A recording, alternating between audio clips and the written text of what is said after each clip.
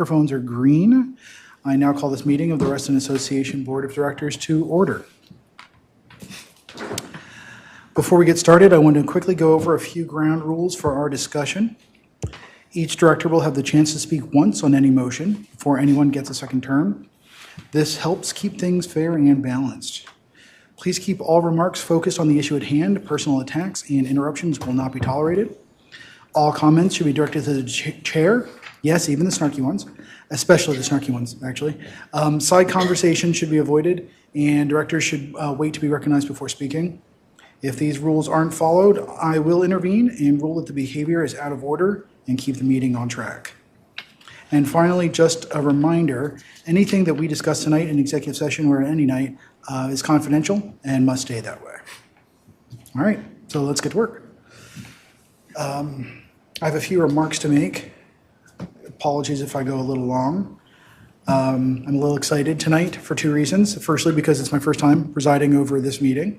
And secondly, because it's the first day of a new board term, and I'm really looking forward to having a productive year. I had my first meeting with the Friends of Reston this week. It was a pleasure to sit in with that group of folks. Congratulations to Kathleen Driscoll and the other officers on their re-election. I look forward to working together with all of them over the course of the next year. I want to remind everyone that we're currently accepting member input for the 2026 Reston Association budget.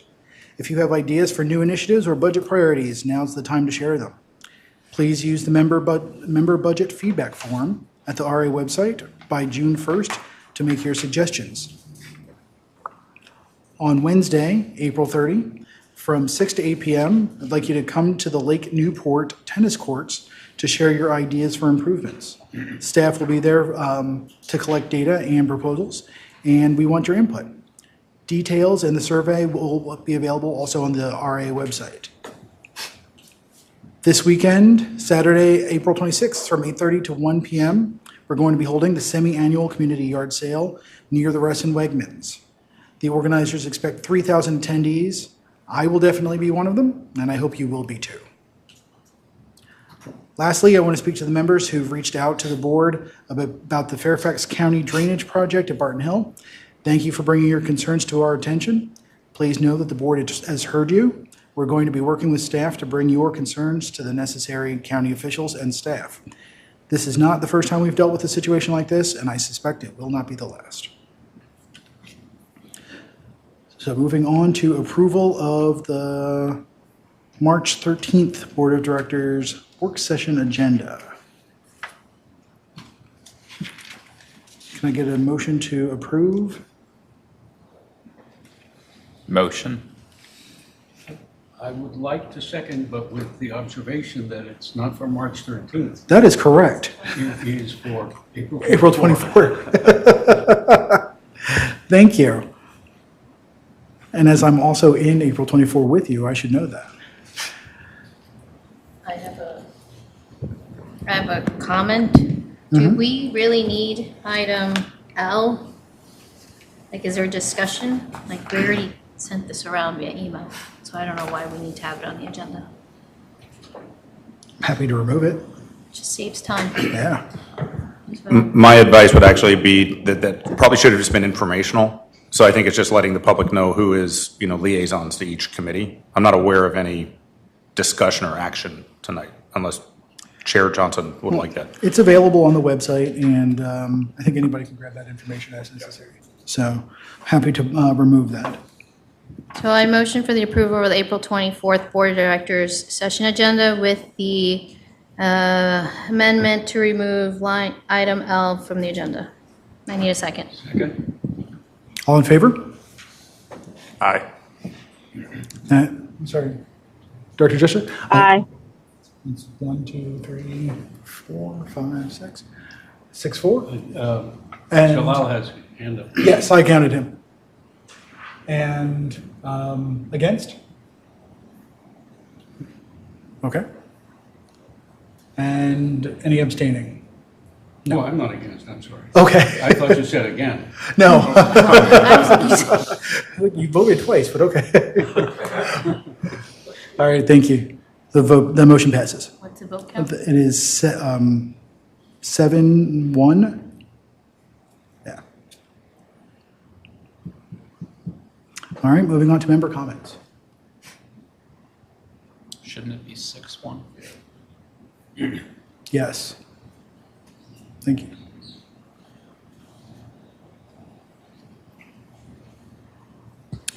We have Ed Abbott. Please state your name and address for the record, please. Number 7. There's 8 of us. You have to have 8 votes. They say it's 6. Yeah. Where is Margaret? She's at the bottom. She's out there. Oh, okay. I didn't see her on the, thank you. We have number 7. For 8.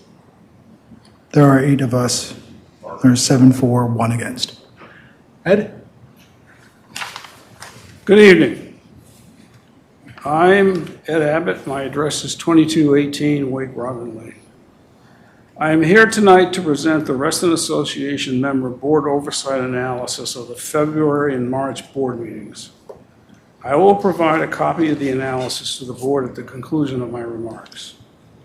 I performed the analysis using transcripts from the board meeting videos on YouTube and an AI program. The AI program evaluated the meeting transcripts using what is called sentiment analysis. AI sentiment analysis uses language models to evaluate emotional tone and professionalism of dialogue in written or transcribed meetings. It identifies patterns such as sarcasm, defensiveness, cooperation, or conflict by analyzing word choice, tone, and structure. The analysis then groups these observations into categories like communication breakdown, leadership issues, unprofessional conduct, helping highlight where and how meetings can improve. The 4 meetings analyzed in the report were held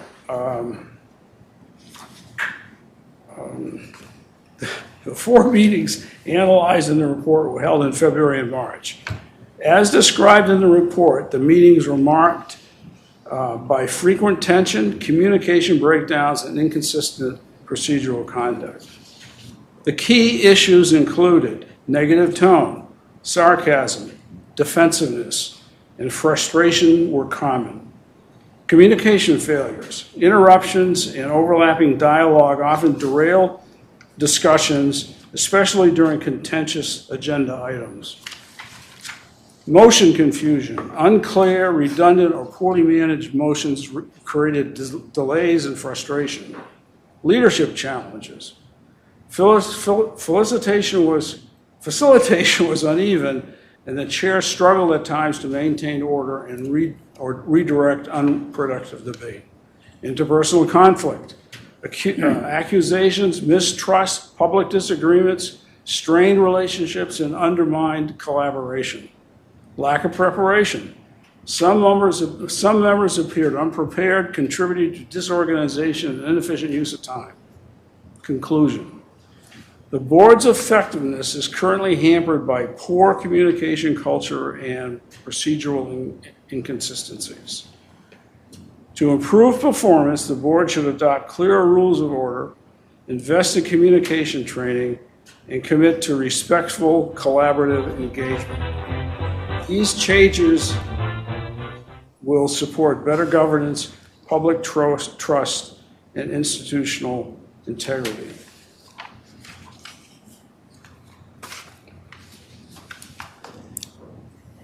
Thank you very much.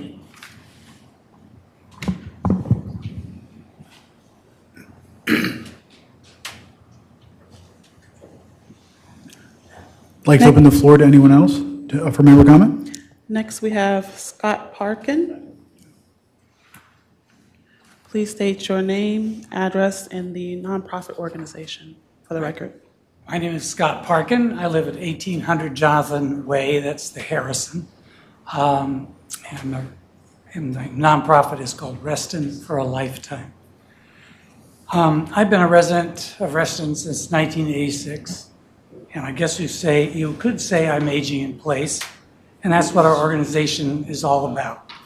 I'm currently president of this organization. We started in 2022 as a nonprofit. It's been around longer than that. Sharon Canner was its original leader. We've met a few times with Resident Association staff, including Pete, and they've been very helpful and making connections and in doing, we publish an events section in our free newsletter, and we publish RA events and RTC events and Resident Community Center events all the time. They're partners of ours. We have about 1,000 newsletter readers. They are mainly women, and they're mainly people over age 70, up to 85. Who knows how old they are? We don't ask if you're 100 or so. There are a lot of elderly people here in Reston. There are 10,000 people over age 65.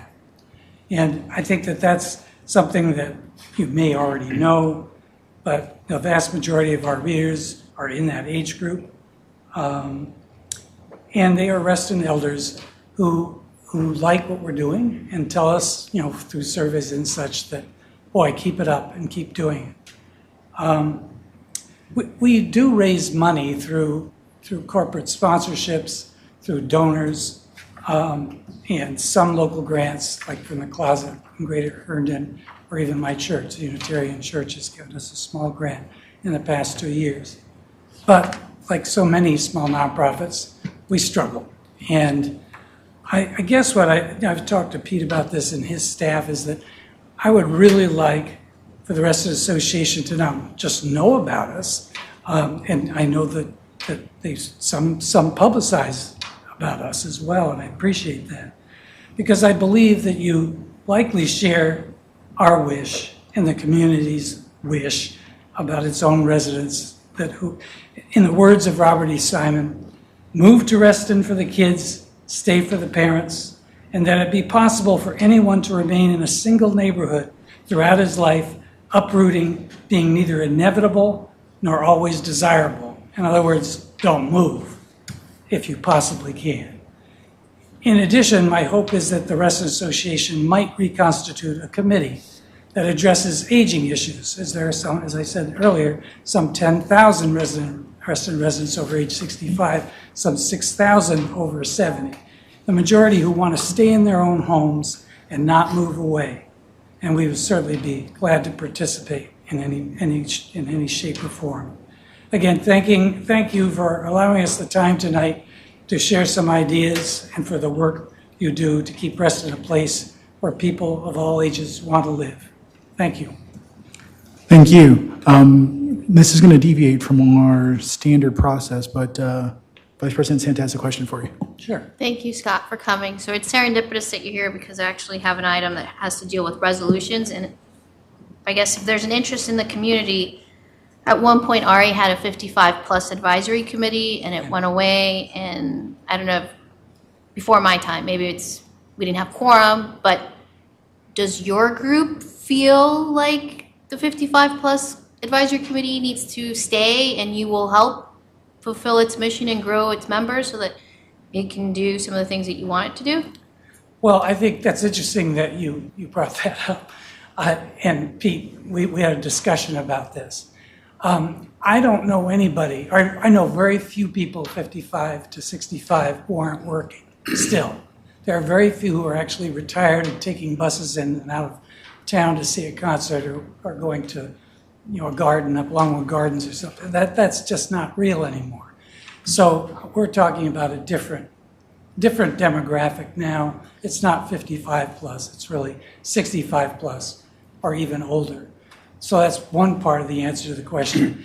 The other part is, yes, we'd be very interested in helping to reinvigorate an effort that looks at the issues that affect us. I mean, what's interesting to me is there are in D.C. and in Maryland, Montgomery County, City of Fairfax, they all are funding what are called villages, and we're part of that movement, the village movement.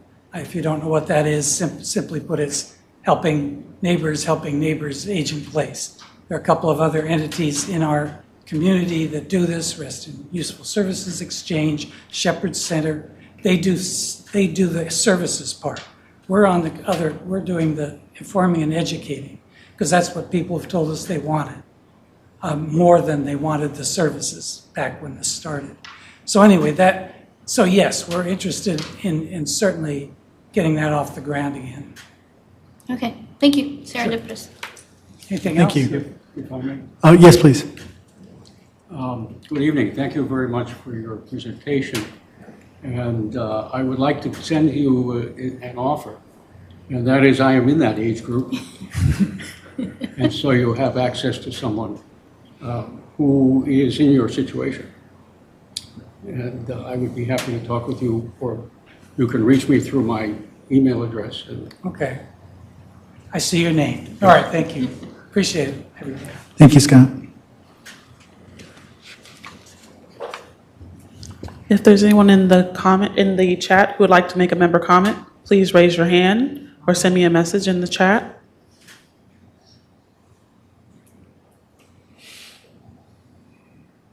I don't see any hands raised, and there are no messages in the chat.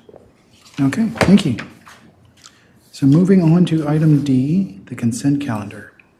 We just have the one item in the consent calendar today. That's the minutes from the April 9th initial board meeting. So if anyone would like to make a motion to adopt those as written. I So appreciate moved. it. Is there a second? second. Can we take a vote? All in favor? Can I clarify that there are changes? Aye. We're going to hold for a moment, Margaret. There are comments. There were changes sent around via email. I don't know if it made it to the membership. They are posted online. So we're doing it as amended. As amended. Yeah. Thank you. So all in favor? Aye.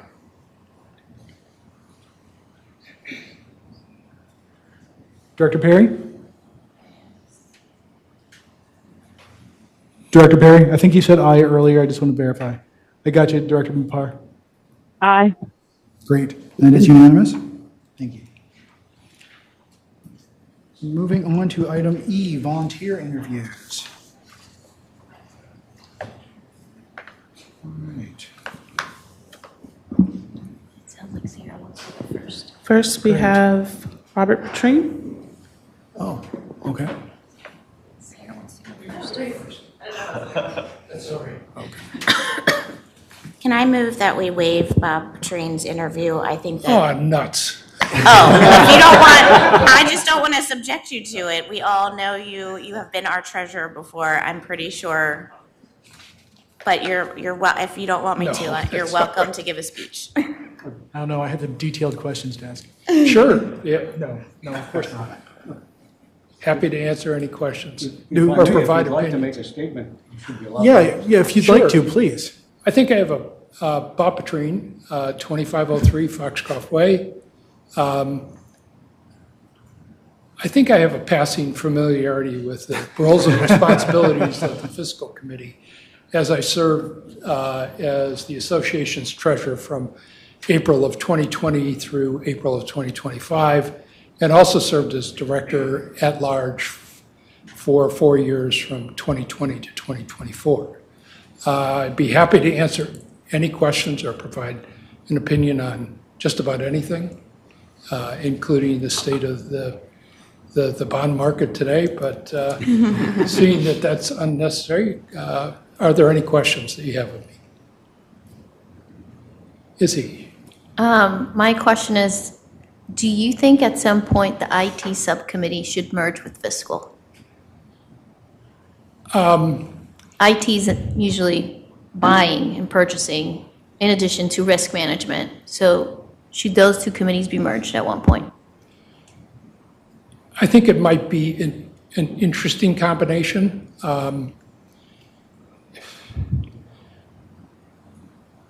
I think, if I'm not mistaken, there was going to be a discussion about having committees, certain committees meet on a quarterly basis as opposed to a monthly basis. And I think that might be a very useful first step with an IT committee. I don't think it's appropriate for the fiscal committee, which we're going to hopefully change to the finance committee. The the name of it to the Finance Committee, but I think we have of the expertises in the community, I would dare say we have a lot of IT professionals that could lend the association a great deal of insight into how it could effectively manage the operation. I think it is one of the risks that every organization faces, and given past events that we've had that relate to IT incidences, I think it's proven to be a valuable committee. And I'll leave it at that. Thank you. I haven't discussed it with anybody on the IT committee, and I haven't spent that much time in the past couple of years reviewing their work, but I think it's been a valuable addition to the committee structure. Any other questions? Mr. Chair, if I may. Please. Not a question, but a comment. Bob, you've obviously got a great institutional memory here, and want to thank you for volunteering to continue forward and your involvement on the fiscal committee going forward. And as the incoming treasurer, I'm looking forward to working with you and picking your brain a little bit. And again, thank you for stepping up and volunteering again. Most kind, thank you. Anything else? Anything else? I think we're good. Thank you very much. Great, thank you. And next, we've got Sarah Carpenter for the IT Committee.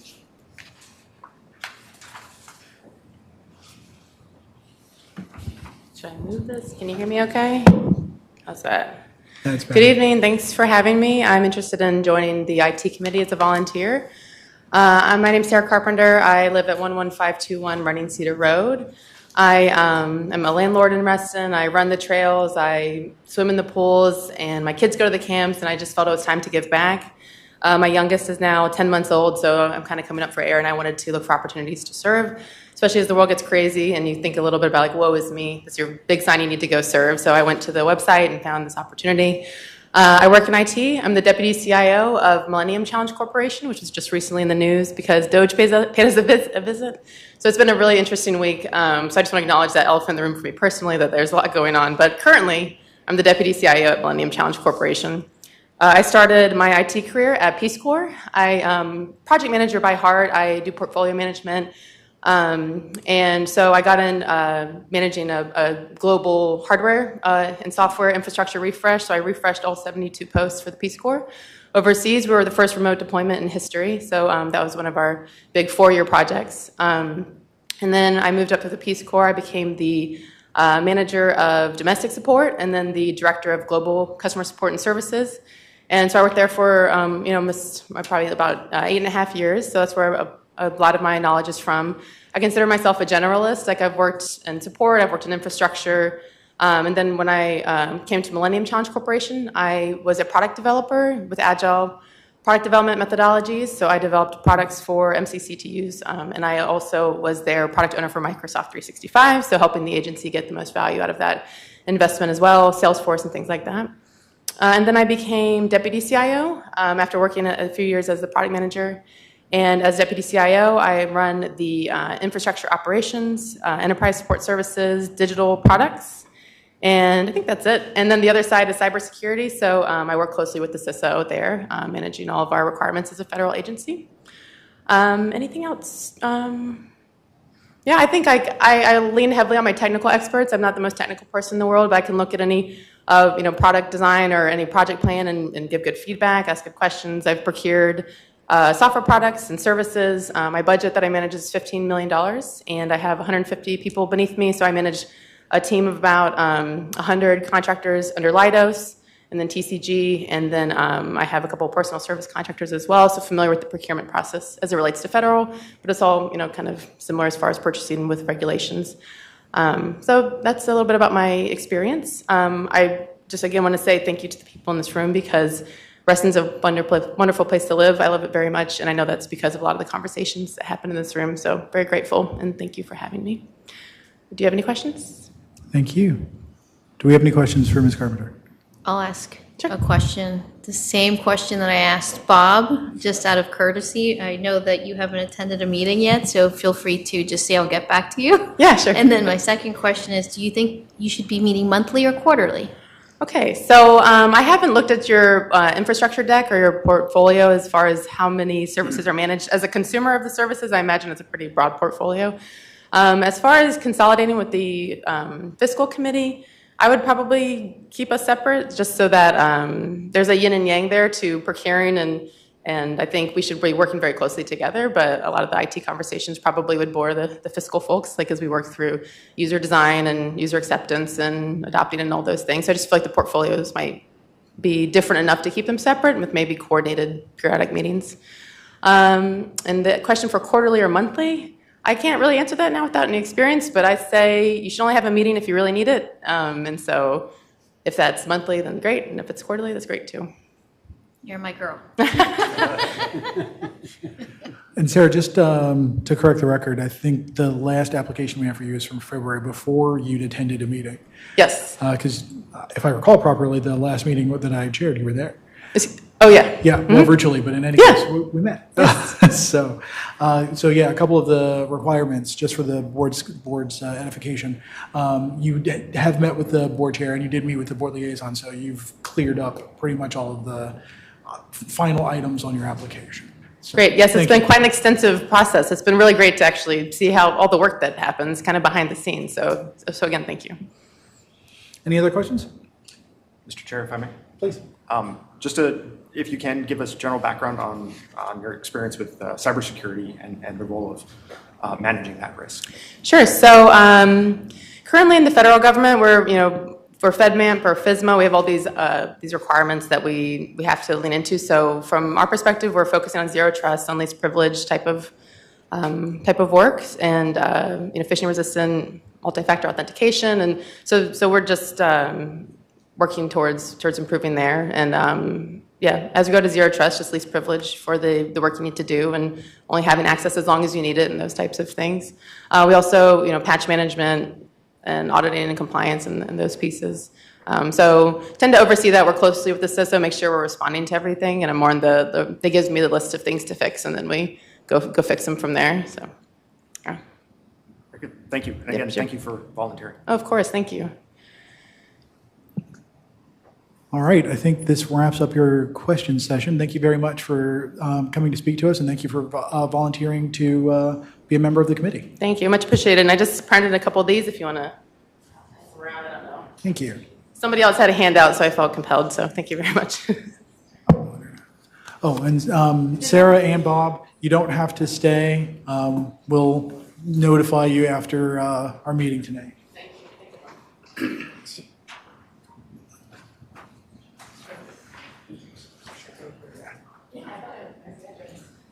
All right. So moving on to item F, lake use request, annual Kiwanis Polar Dip. Laura Kowalski, you are up. Come on down. It's your turn.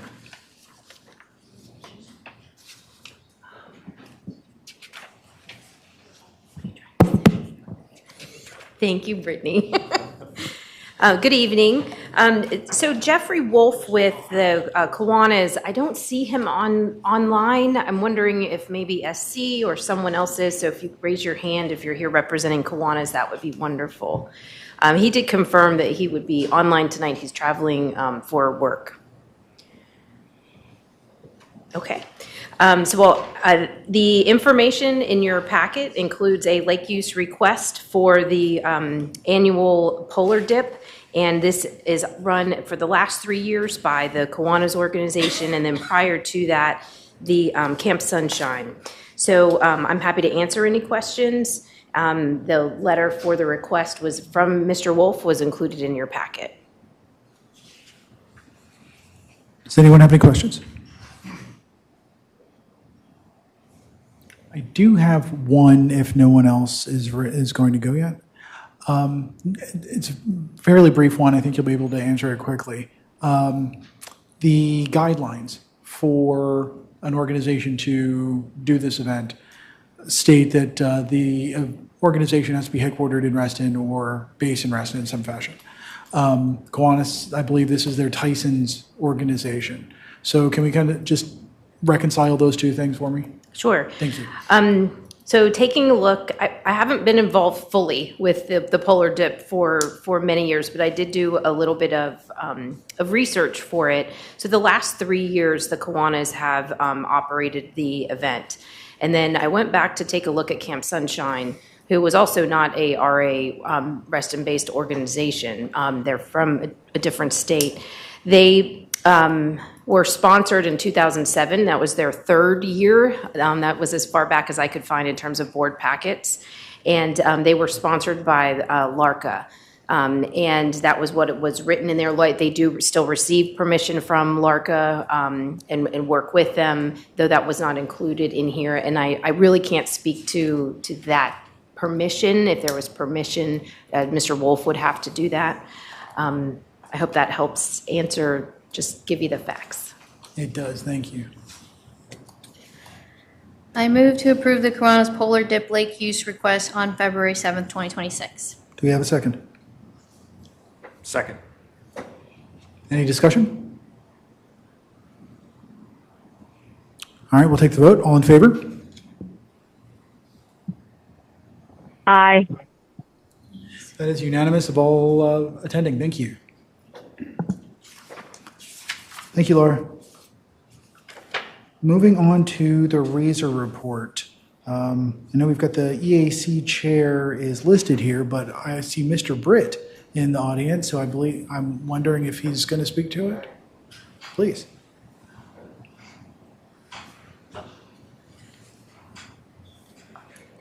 Thank you. I'll take this time to give you a few comments on the 50,000-foot level of the report. I assume everybody has had a chance to see the report and the associated report card and also the short video that summarizes the highlights. For those that may not know, this is the 5th edition of the RACER report, which started back in 2017. And we made this one much condensed over the previous versions that had grown year over year until I think the 2022 version was over 400 pages. So this is a quarter of that size. That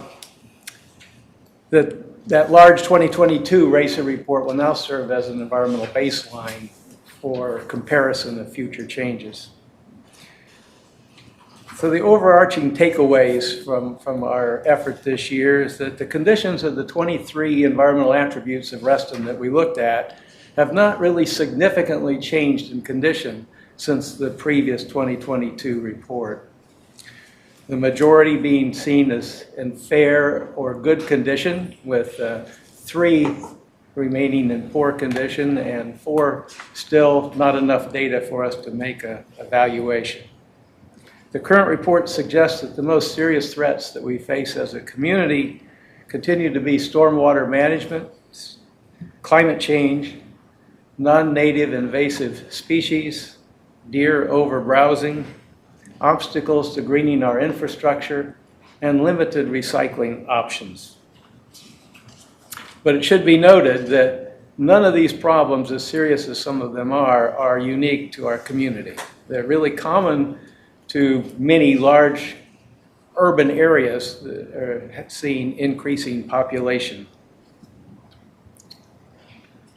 Moreover, we have a lot of attributes in our community that might help us be more resilient to some of these changes than other communities, such as Robert Simon's original vision for making this community, our historic preservation of our open spaces, the retention of our tree canopy, adherence to the biophilic principles, our commitment to environmental education through the Walker Nature Center, and last but not least, the centralized environmental resources department. Many of these things other homeowner association entities certainly don't have. With regard to the report card, we now have a little bit over 100 recommendations that are active since 2017. I want to remind everybody that the vast majority of those recommendations are not one and done. They're multi-year ongoing activities. Most of the recommendations, or certainly the majority of them, can be implemented with volunteer citizen science support.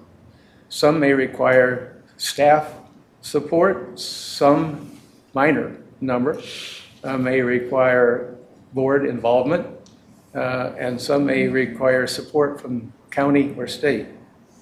I won't go into detail about each recommendation, but want to end up making the following requests that are in the report: to continue performing on all 49 recommendations that are reasonably progressing based on our latest assessment.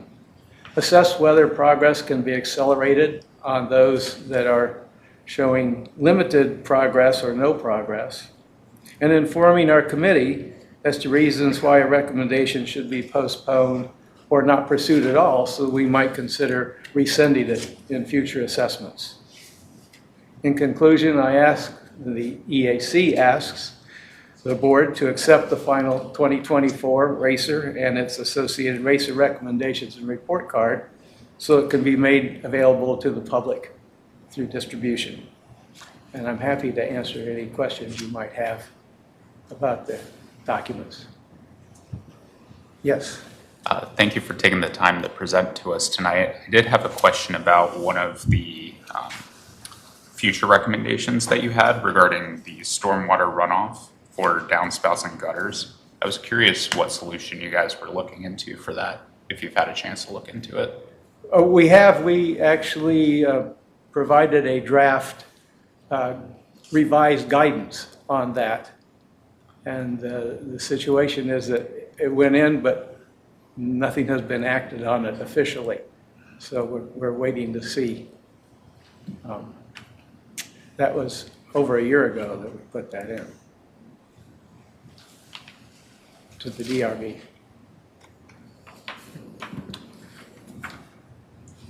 Yes.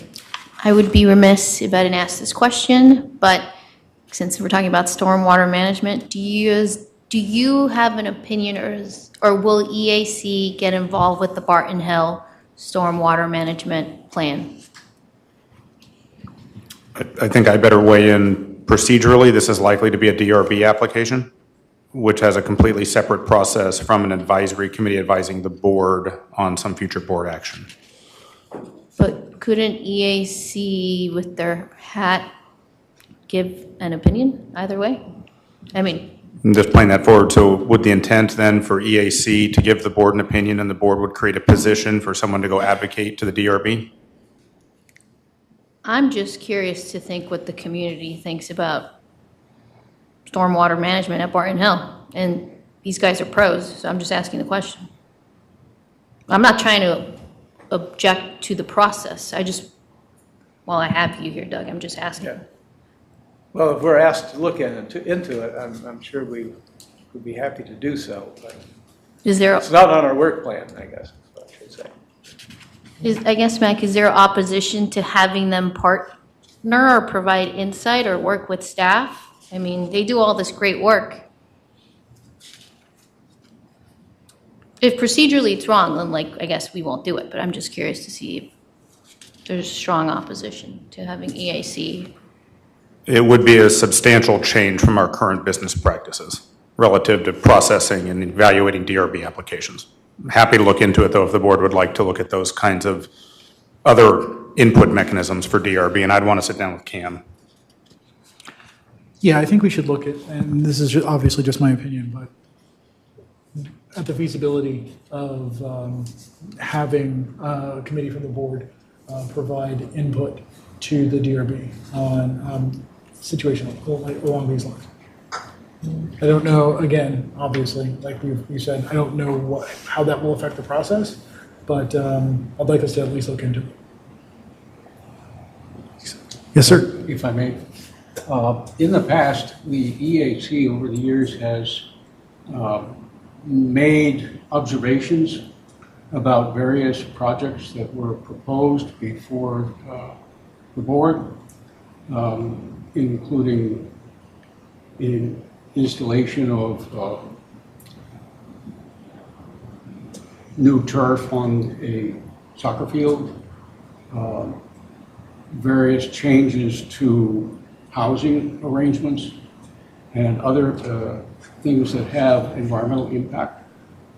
And it has, since the appointment of natural resources leadership, worked closely with him. And I think that it would be, I think that the EAC would be quite willing to provide input if that is desired, and has the expertise to be able to do so, and can react relatively quickly so that it would not interfere with the progress of whatever the staff would like to accomplish.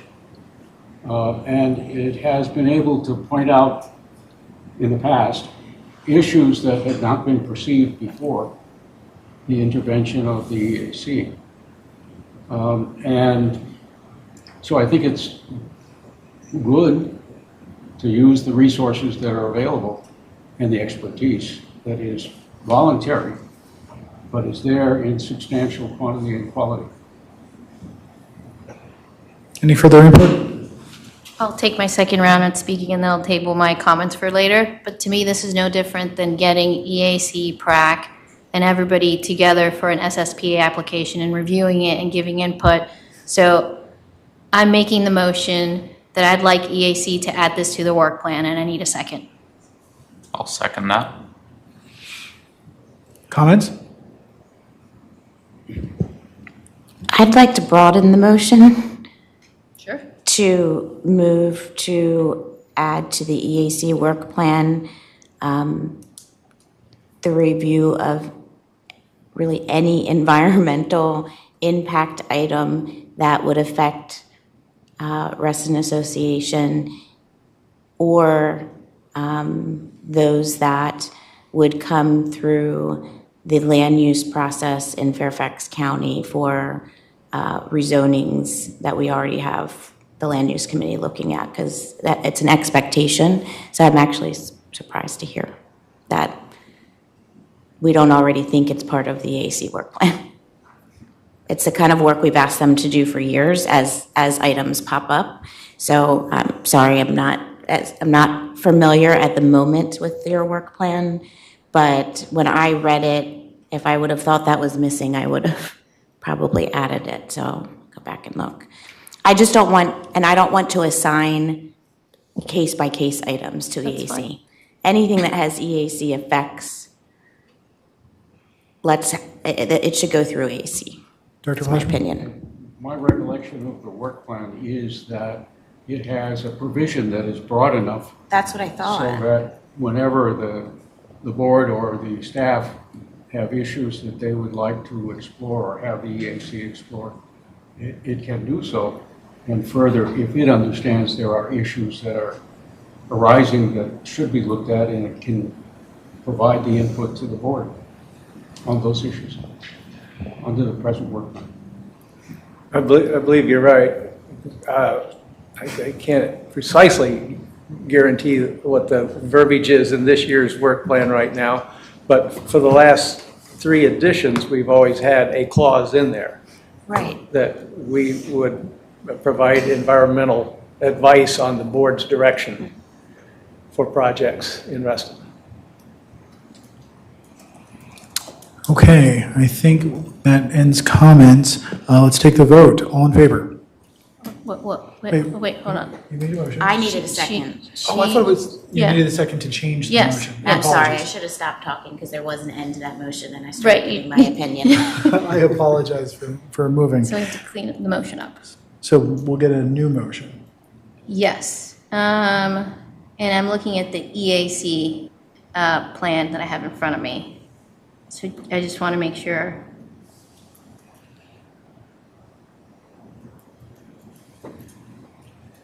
At the request of the RA Board or the Land Use Committee, participate in review and comment process for development and redevelopment projects in Reston by advising the board and committee on the potential environmental impacts of specific projects. That is what is in the committee. Just want to make sure people had the facts. So does that render it moot? It says specific projects, so if we want to get into the minutia, And it was approved by the board. Right. so I just have a question or clarification for Director Juszczyk. So she mentioned the expansion to include the Land Use Committee and SSPAs and that sort of thing. The creation of the Land Use Committee has a provision right now that invites the EAC to participate in that review. So just trying to understand the difference between what's on the books now or what Director Juszczyk is proposing, if any. I wanted to make sure that the redevelopment cases were on there because it was the expectation of the land use committee. It sounds like it's already on there, so I think we're good. I just read it.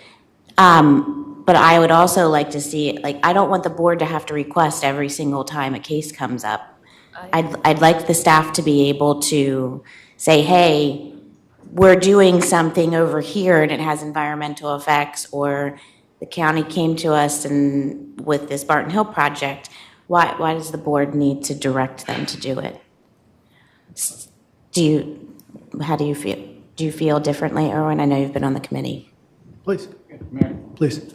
It's my understanding that the committees can coordinate between themselves. And if there is an issue that arises, you can consult with the EAC, that is the Land Use Committee Advisory Committee can consult with the EAC and request its input. And there was at least one scheduled appearance by a proponent of a site-specific amendment at which the EAC was invited to attend and by the LUAC. And the appearance was canceled, but the process worked.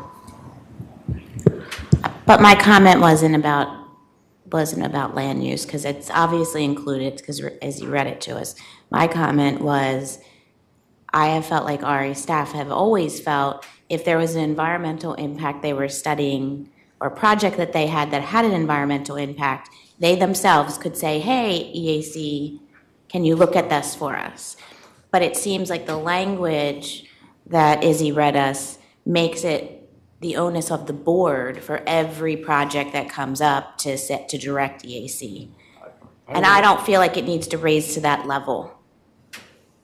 I would ask Izzy if she can look at the general language in the work plan at the beginning, not the specific enumerated items. And there is, I believe, one in which the EAC can initiate its own investigation of items.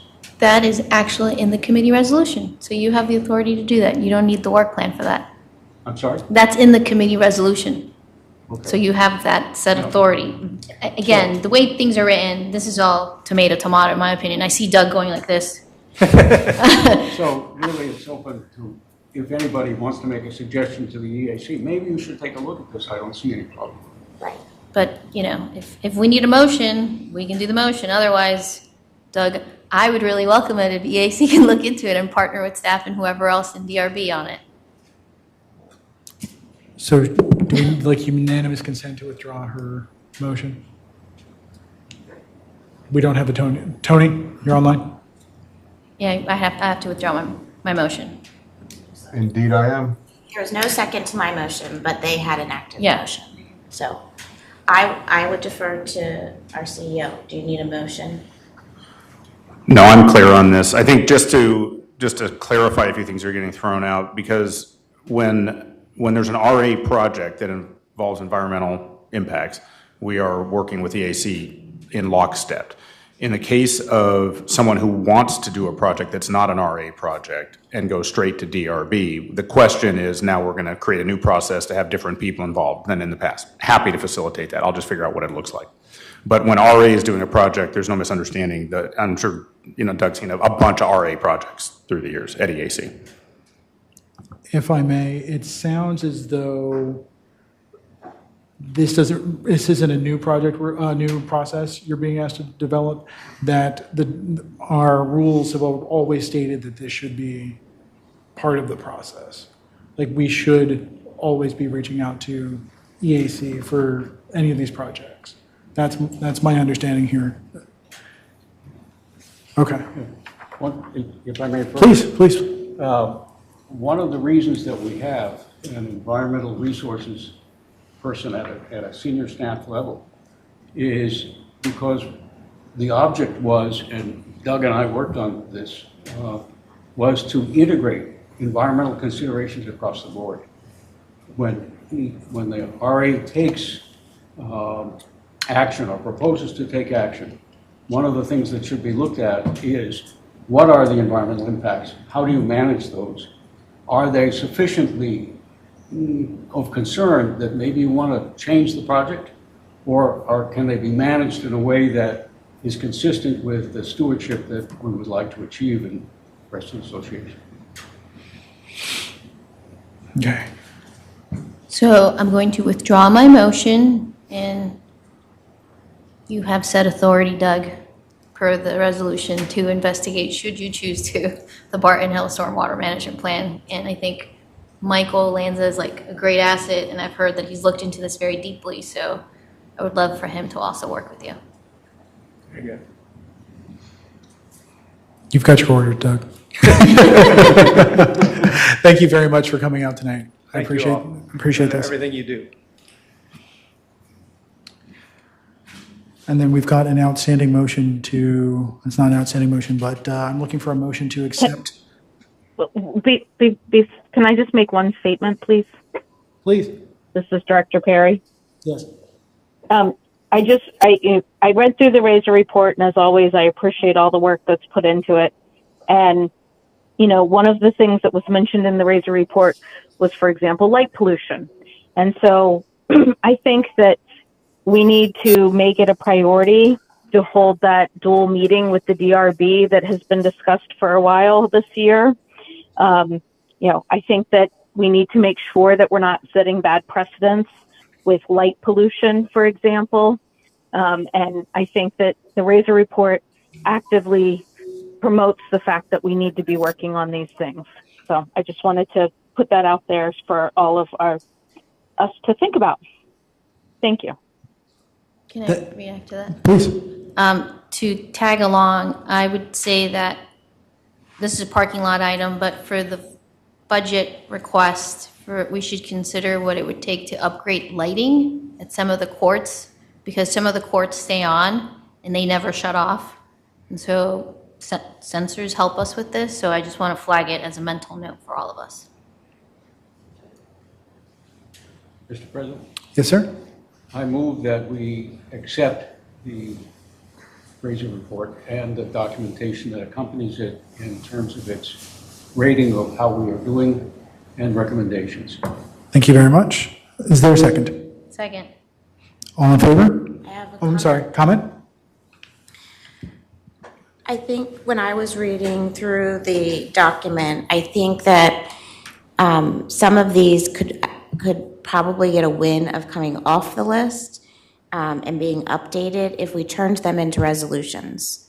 So I would encourage EAC to consider if any resolutions need to be written so that they permanently move off of the recommendation list and onto the way we do business list. That's all I have, thanks. Thank you. Any further comments? Okay, we're moving to the vote. All in favor? Director Perry? Okay, so we've got 7-4. That's an aye for me. Sorry. Thank you. So that's unanimous of all attending. Thank you.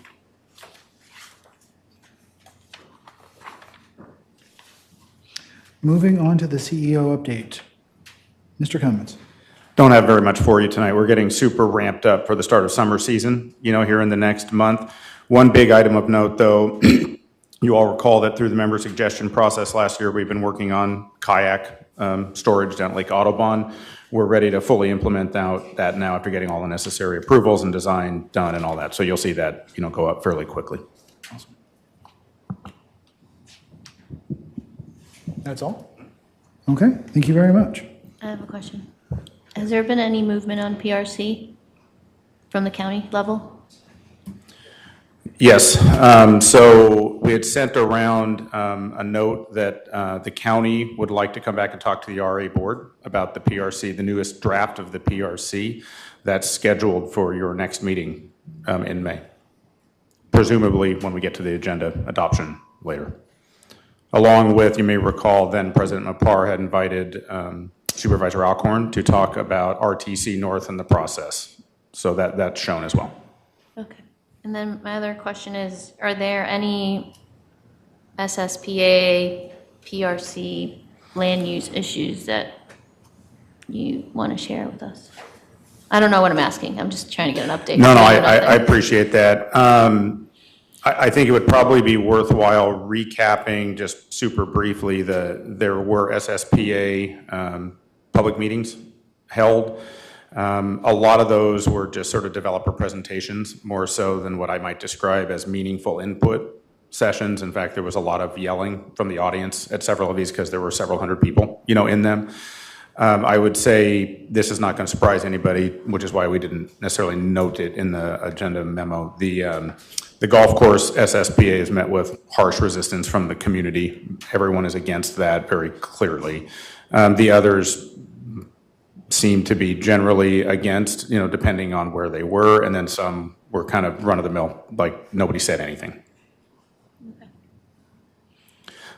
The other component, of course, is for any development, I will say, that includes any residential component, we're reaching out to them to see if they end up getting approved or rezoned, how they can join RA.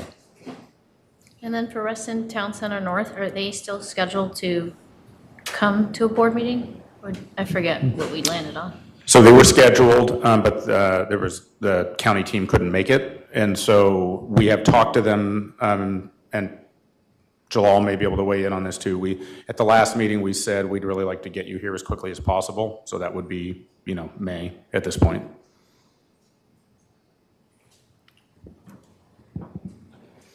Thank you. Director Jester? How would you like to handle that if it's on the agenda for next time, but we have a meeting next week? Do you want to talk about it now, or? I'm sorry, I'm a little confused about that. You scheduled a meeting with a few of us next week that Yes. included that topic. I did. But it's scheduled to be on the agenda for the next meeting, so You have the floor to ask any question you'd like, so if you want to bring it up for a conversation, feel free. So if it's on the agenda later, I've asked this before, and my understanding of the board position on Reston Town Center North, which was a decision of the board, was that we would not meet with the county until they filed their rezoning or redevelopment package. When I felt like we last left it, they were going to come and tell us about process steps, which I didn't understand. But it seems now, what is that topic about? What are they coming to tell us? As I understand it, they are coming to talk about process. I saw Jalal take his microphone off. He's the one that made the ask, and that's how it was agendized before. If you all recall, I made several recitations of when we met with Walter, I offered to Walter to bring his team to give us an update on where they are relative to their timetable on RTCN and what their goal is, where they're headed. And frankly, at this point, this should not even be a surprise to anybody. I don't even understand why it's being asked. We made a promise to Walter as a courtesy to come and tell us about that. And I mentioned that when I was president several times, and there was no resistance. And they couldn't make it last time. So I believe going forward, the idea was the last time that we met with Walter was, when you're ready, tell us when you can make it. And I believe that's why it's on the agenda. So this is a courtesy to our supervisor to just come and talk to us about what he's trying to do there. This is not for him to come and give a briefing about getting approval.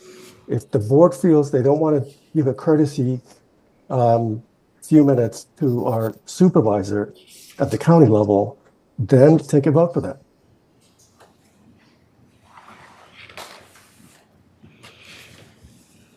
Yes. So I would suggest the board take up our land use advisory process, because I'm not really sure that as a board, even though we have resolutions on how land use will work through RA, that there is agreement on that. I am We were very clear sorry. from my perspective that the board was not going to work on this topic until a zoning application was, and I was actually made to say it during the golf course meeting. So if I misspoke or I misunderstood the board's direction, I'm not sure why Director Perry would have asked to make sure that I put it on record. But outside of that question, Mac, I would think that the board would need some type of briefing from staff related to the PRC amendment and where we think we are as an association before we meet with the county on the PRC. So we kind of know where you think that we stand. Go ahead. So we had provided that analysis to the Land Use Committee, which was scheduled to have a meeting on Tuesday, but did not, anticipating that there would be some of that conversation to then forward our thoughts and the Land Use Committee's thoughts to the board at the next meeting, just procedurally. So we have some of those things. It just didn't exist in a board memo yet. It existed in the Land Use Committee memo. But happy to forward those things on so you can see what our thoughts of the current draft are. Can you just share the highlights? Sure, happy to share the highlights. While we're all here. Sure. I mean, so the sort of Cliff's Notes is, you'll recall that we asked the county for this initiative. This was not on the county work plan. In fact, it wasn't even on their radar screen. About 2.5 years ago, after the Barton Hill lighting decision, the association became concerned, well, what exactly is the list of exceptions? And if that list is, that universe is smaller than we think it is, there could be significant cost implications to the association. So we set about saying we need to figure out where that line is so that we have a better sense of our cost, of doing PRC plans. So the change that came between the first draft, so the first draft came out, Bill Malin, the county assistant zoning administrator, came over and we had a chat about what that looked like.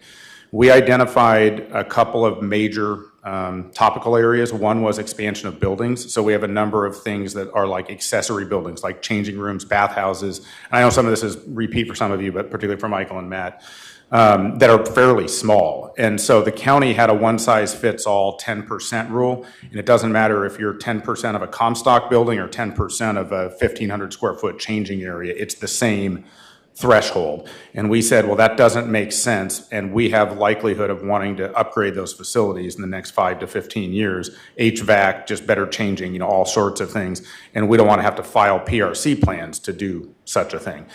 We have like Brown's Chapel concession stand, all that kind of stuff. So that was one bucket. And then the second bucket was, I'll loosely say, what happens in the case of a change of use. So let's say we take out a volleyball court and put in more seating areas. Does that trigger archaeological studies and traffic studies and that sort of things? So the county staff and our staff met between draft 1 and draft 2. We think that those kinds of buckets have been addressed. So and I might have looked at Mike Reynolds to check me on this. I can't remember if it was 2,000 or 2,500 square feet instead of 10%. So if we get a 2,000 square foot addition to any, let's call it bathhouse, in our system without having to do a PRC plan, that almost certainly addresses that problem, and that would just move straight to site plan. So the new draft accomplishes that. The change of use scenario, we've been going through a number of game planning things. These are typically done through administrative interpretation. And this has been a point of conflict, with the board wanting to expand the list of specifically saying things like drinking fountains or pergolas or benches or things, instead of, county prefers to use language like including but not limited to, or such as, right?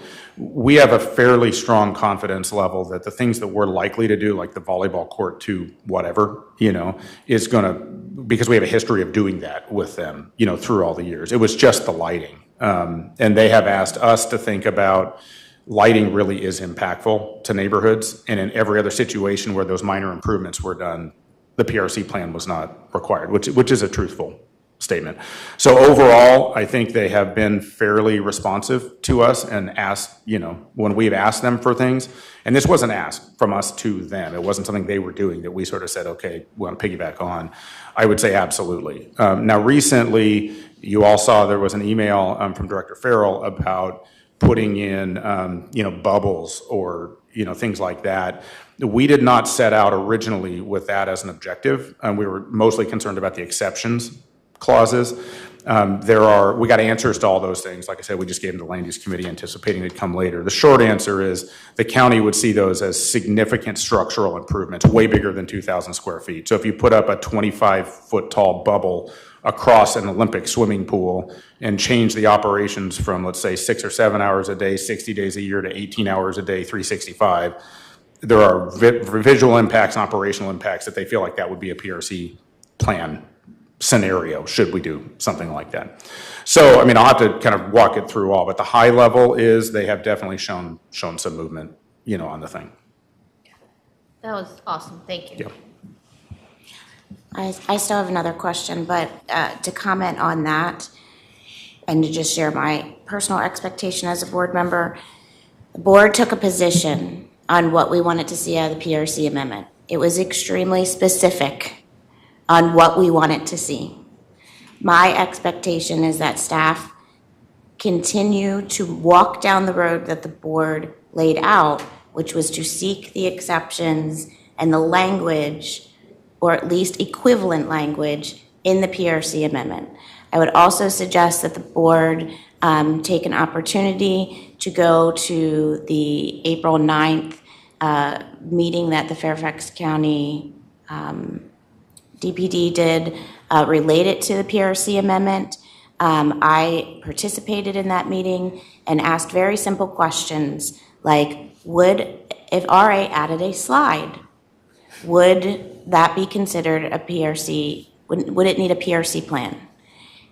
Or a gagabug pit or a hot tub? And the answers that I got, because it's not written in the new draft, that any of those, but that it is in our draft that we asked the county for. And I got it, it depends. And that is not what the board was seeking when we passed the request. We were seeking clarification so that we would know as we budget for things whether they would be exceptions or not. My other question, go ahead. I just want to be clear, Jennifer, we have been advocating strenuously on behalf of every position you just mentioned. I sort of understood Vice President Santa's question to be, where are we and what are our thoughts? So yes, in every meeting we've been talking about the stuff you're describing. I got the feeling when you were speaking that you were saying that we were making progress. And I felt like we made progress the first round where we didn't get what we asked for, which was 7,000 square feet, but we got something more. And in this last round, I don't feel like we made any progress based on what I heard. But I think that in order for the board to play an active role in engaging with the county staff, if they're going to be on our next agenda, we need to know as a board what is missing from what our request was so that we can, and some examples or something that helps the board advocate when they're in front of us as a board. Go ahead. Have they issued, Matt? Please. Have they issued a renewed draft? Mm-hmm. And the renewed draft is not much different from the first one, I assume. Sounds like Before you respond, we're about hitting 7:40, which is about 2 items. We're about 2 items behind on the agenda now. So I'm not going to cut off debate, but if we can just start to tighten it up, I'd appreciate it. Yes, so happy to answer questions. Yes, Erwin, they did issue a new draft. It sounds like Director Juszczyk and I might share a different opinion about, how much progress has been made, quote unquote. You may recall at the last meeting when the county staff were here, the county staff in charge of writing zoning told us that they did not intend to write the zoning code in the way we had asked. And they asked us, how can we get to a comfort level with you all about how this is all going to work? They did not intend to try to create a list that might be 20, 30 items long, which is really what we're saying if we try to get that specific. So that's kind of the status. I will save some of my other stuff for next week, but I was hoping to get one exciting or more positive update really quick, and I don't need specific numbers, but I was wondering where we were on the free pool passes for RA members. Is Laura, oh no, Laura left, sorry. Okay, then I will wait on that one, but I was hoping to hear some. Why don't we get an email out? It's not hard to news. get that number. I'll get an email out to you all. Great. Yeah, maybe one comment or request. Being a new board member, it sounds like the PRC amendment piece is going to be something that we're going to need to become intimately familiar with. Maybe request of staff for a 1 or 2 page primer to bring Michael and myself up to speed on it, if that would be possible. We will provide that in the packet when the items discussed. Thank you. Awesome. Anything else on this before we move on? All right, thank you. Moving on to item I, the 2025 proposed board meeting calendar. Again, Mr. Cummins. So you may recall, prior to the election, there was some discussion around moving back to the historical practice of RA board meetings being once a month. Relatively recently, probably 24 months ago or so, the board went to a schedule that included one work session that was intended to be just work session things that would influence future board meeting decision points, but not a decision point meeting. The board sort of morphed that into 2 full board meetings, and then there was some discussion around, well, maybe we should go back to the historical practice of 1 meeting a month. So not knowing how the board wanted to proceed, what we did was put together 2 schedules, one that shows kind of what you've been doing for the last, say, 20 to 24 months, and then one that shows, 1 board meeting a month. And then really happy to take this in whatever direction you all would like, and we're happy to serve however you want to take meetings. All right. I'd like to kick this off by just going to the motion. So do we have anyone who'd like to make a motion about the calendar? Can I first walk people through the red lines and feedback before I make a motion? Oh, please. I apologize. We can do a motion, though. I'm sorry? I would move that we approve the 2025-2026 draft board meeting calendar as amended post-discussion. Do we have a second for that? Second. Second. I don't understand it. Okay, there is a second. We're going to direct staff our changes as we discuss, so that they don't have to be listed, but that's fine. We don't have to do it that way. Okay, we have a motion, we have a second. We'll go to comments and discussion. Director Flashman? I have before me 2 alternatives. I'd like to understand whether what you are proposing is one of those alternatives, and if so, which one? Or is it a modification of one of those alternatives? I'm happy to clarify, and I can clarify it. The top one that Izzy made changes to. So that is the twice a month meeting. The bluish green one? Version 1. I amended, for discussion, I provided red lines to version 1, which is the one that is 2 meetings per month. Okay. So I'd be happy to discuss the idea behind it and also take feedback, unless there's serious objections. So I noted here for this group the dates that are missing, or there's discrepancy from the budget calendar, which we already voted on. First one is, the suggestion is for May 22nd. That is leading up to Memorial Day weekend. I was just making the recommendation, which is what was voted on in the budget calendar that we have our meeting on May 29th in case we want to give ourselves some grace and we have the headspace to go on vacation. So that's the reasoning why I suggested the 29th. It got voted on. Here we see the 22nd, so you guys have to pick one or the other. I know there was discussion, there's here a meeting, 2 meetings in August. The budget calendar that we voted was only 1 meeting in August, so just noting that for the body that I would recommend killing an August meeting, again, to enjoy our summer, but if we want to work, that's fine.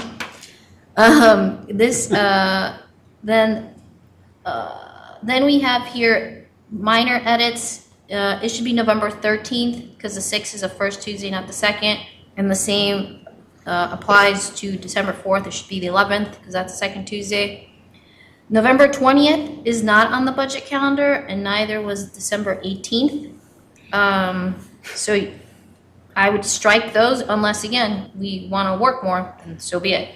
And then for January, the discussion item that I wanted to have was, I looked for 2023 and 2024. In 2023, there was no January board meeting. We only had one. And then in 24, there was one, and it was a special meeting because it was about RELAC. So I feel like we could get away with one board meeting in January. And I looked at previous past agendas, and there's nothing that leads me to believe that we need 2 meetings a month in February or March. But should you want to keep those, I guess, so be it. So in totality, my recommendation is I strike to move August 14th, the 18th, December 18th, November 20th. Note the corrections for November 6th, November 4th. And I move, and I guess I'd have to have discussion because I don't know how folks feel about this. Do you want a May 22nd meeting leading to Memorial Day weekend? I certainly don't. That's my preference. Or do you want to have our second meeting in May after Memorial Day, which puts you at May 29th? So the May conversation is really a lifestyle question, as frank as it comes. So there you go. So my recommendation is 1 meeting a month for the rest of 2026. And as noted, all the changes. The only thing I need clarification from this body is on May 22nd versus 29th.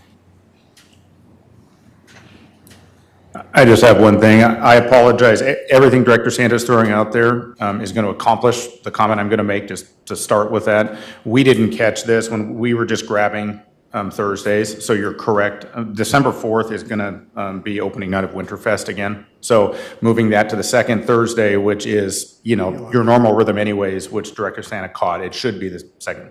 So if you do this, that would solve for that problem. But this calendar shows Winterfest, which was a problem last year. So I guess I'm going to ask a question. Does anyone want to speak to the oppositions of 1 meeting a month in the year 2026 up until March and making all the changes that are in the comment box in the printout that you have in front of you?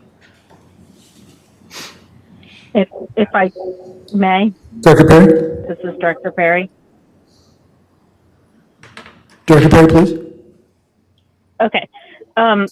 I lined up, I looked at all of the options presented by staff. I looked at Director Santa's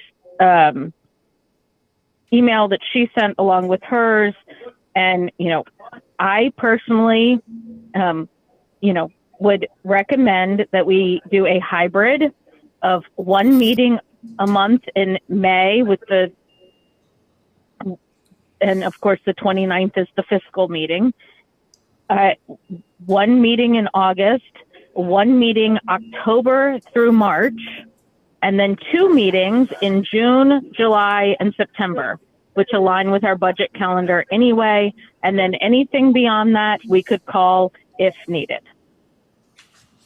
That's what we have. So, Can I make a comment to that? Potentially. Please. So I think the intent is for the second meeting in those specific months to be focused on budget discussions, right? Correct. So could we, hybrid, I think is what Margaret recommended,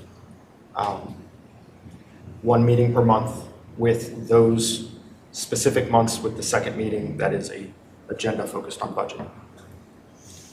So, just so you know, the calendar for the budget, and I don't know, here, you can have my iPad, but it has already all the steps built in of what we're tackling at each of those meetings. So hypothetically, yes, but it would force staff to either front load or, I guess what I'm saying is, can we do that next year? Because it was already built out by staff.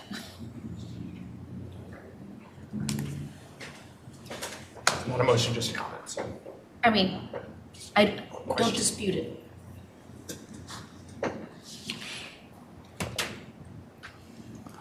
All right. Or, I'm sorry, Dr. Flashman. I'm just engrossed in this calendar. Really studying hard.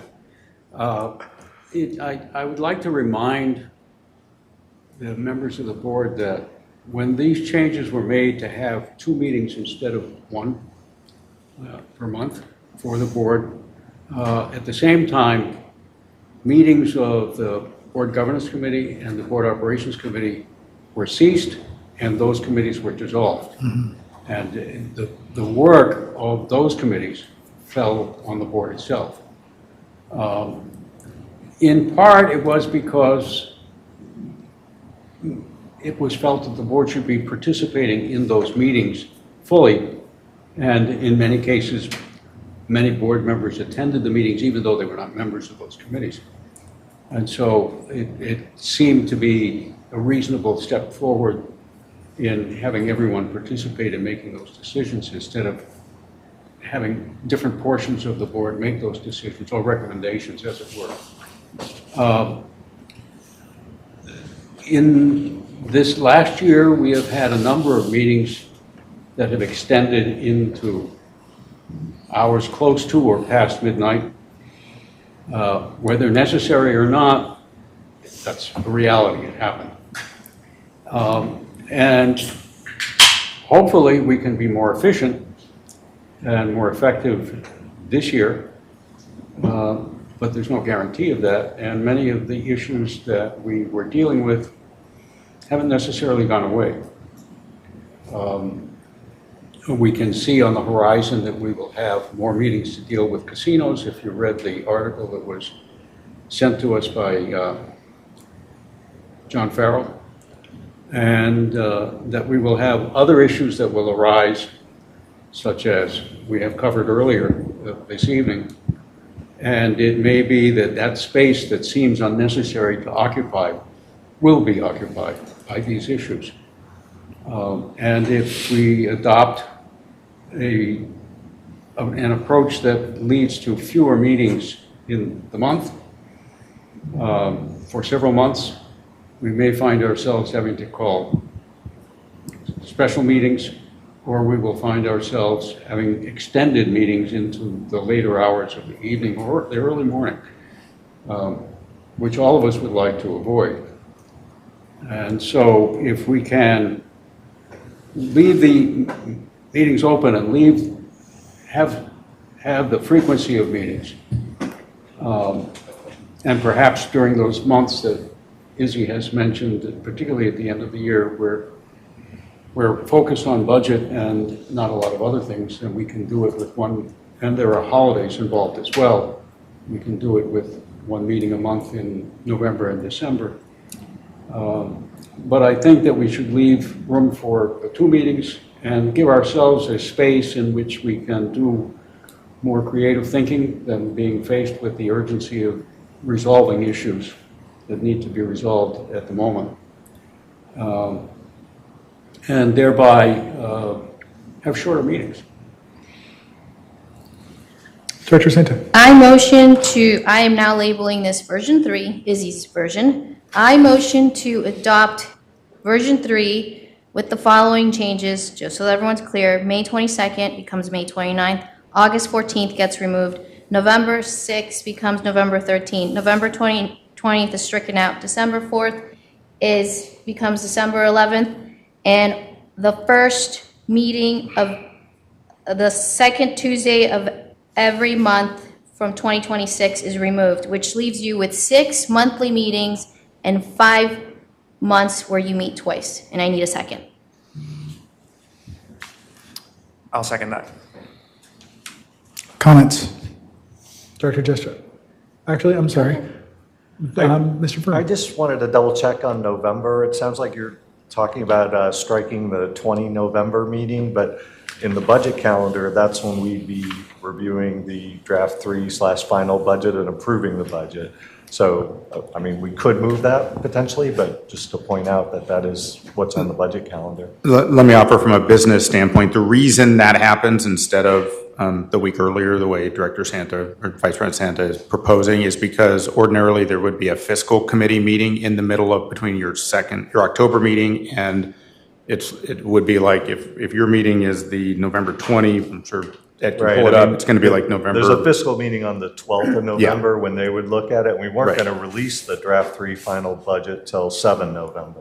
Not that those could change, but that is the current budget calendar. Yeah, so we've all been teamsing each other on, is this accomplishable? Yes. If it just cuts fiscal committee out of the reviewing budget 3. But if you want to meet once in November, we can have the budget ready for you on November, that first meeting. We can make it a joint meeting. I don't want to leave anybody out, but I also would like to, these are lifestyle, and we just had people tell us, we're not friendly enough, we're not nice enough, we're mean to each other, our demeanor's bad. Well, our demeanor is bad because we meet too often, and I feel like I want to give myself grace. So this vote is for grace and responsibility, and what I've offered is exactly what Margaret wanted, which is a hybrid approach. And that was me speaking for the motion. Director Jessup?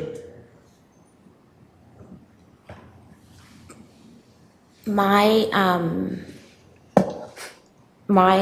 life I live and die by my calendar, right? If it is not on my calendar, then it's not going to happen because it will be filled with something else. And so I'm not a fan of special meetings. I've sat on this board with previous iterations in which we had many special meetings where you're constantly filling out polls because something has come up that we need to take care of, and you end up in more meetings than you wanted to because you didn't plan your year right. So it's why I have been advocating that it is not the frequency of meetings that we need to be worrying about. It is being very thoughtful about the agenda items that we're placing on the agendas and what we're trying to accomplish from each of those. Until we do that,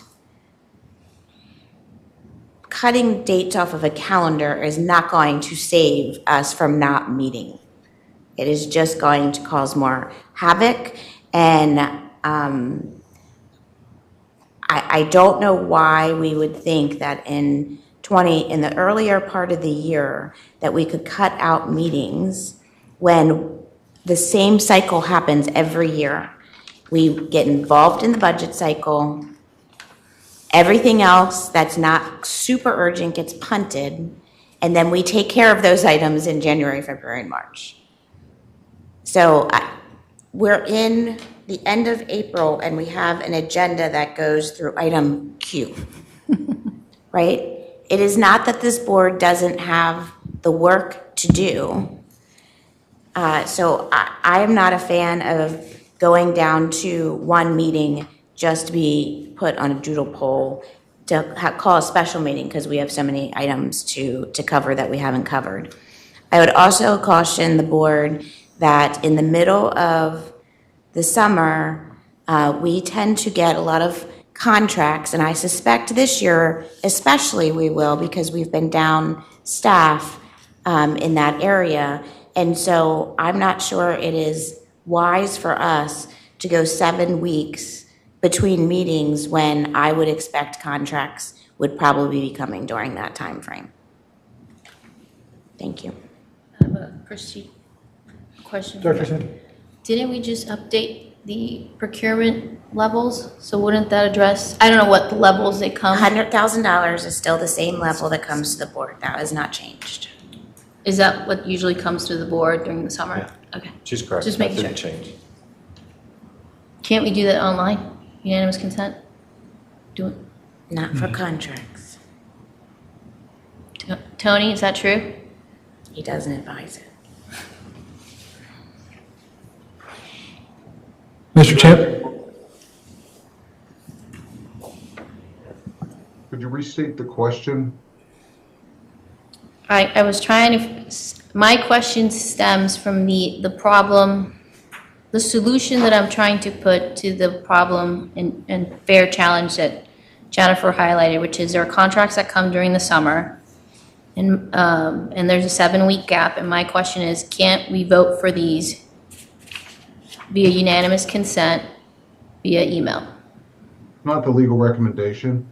Unanimous written consent emails become part of the meeting minutes. So what you'd essentially be doing is moving to approve a contract.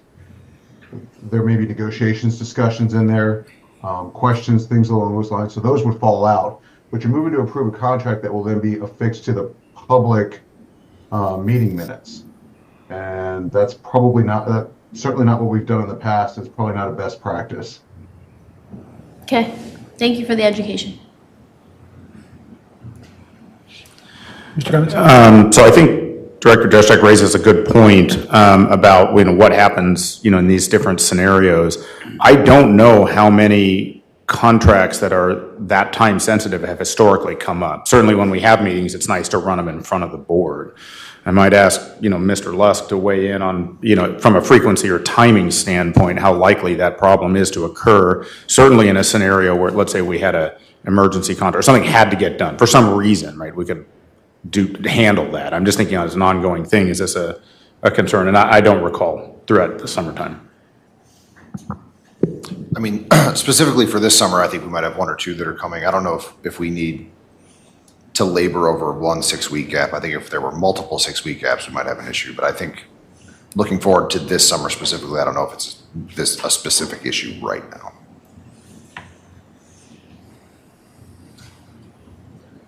Oh, Mr. Director Lanza. Could there be a hybrid solution where we have a modified meeting to bridge that gap where we just discuss the contracts? Contracts only session. Would that solve the problem for you, Director Juszczyk? You guys know we can cancel meetings anytime we want, right?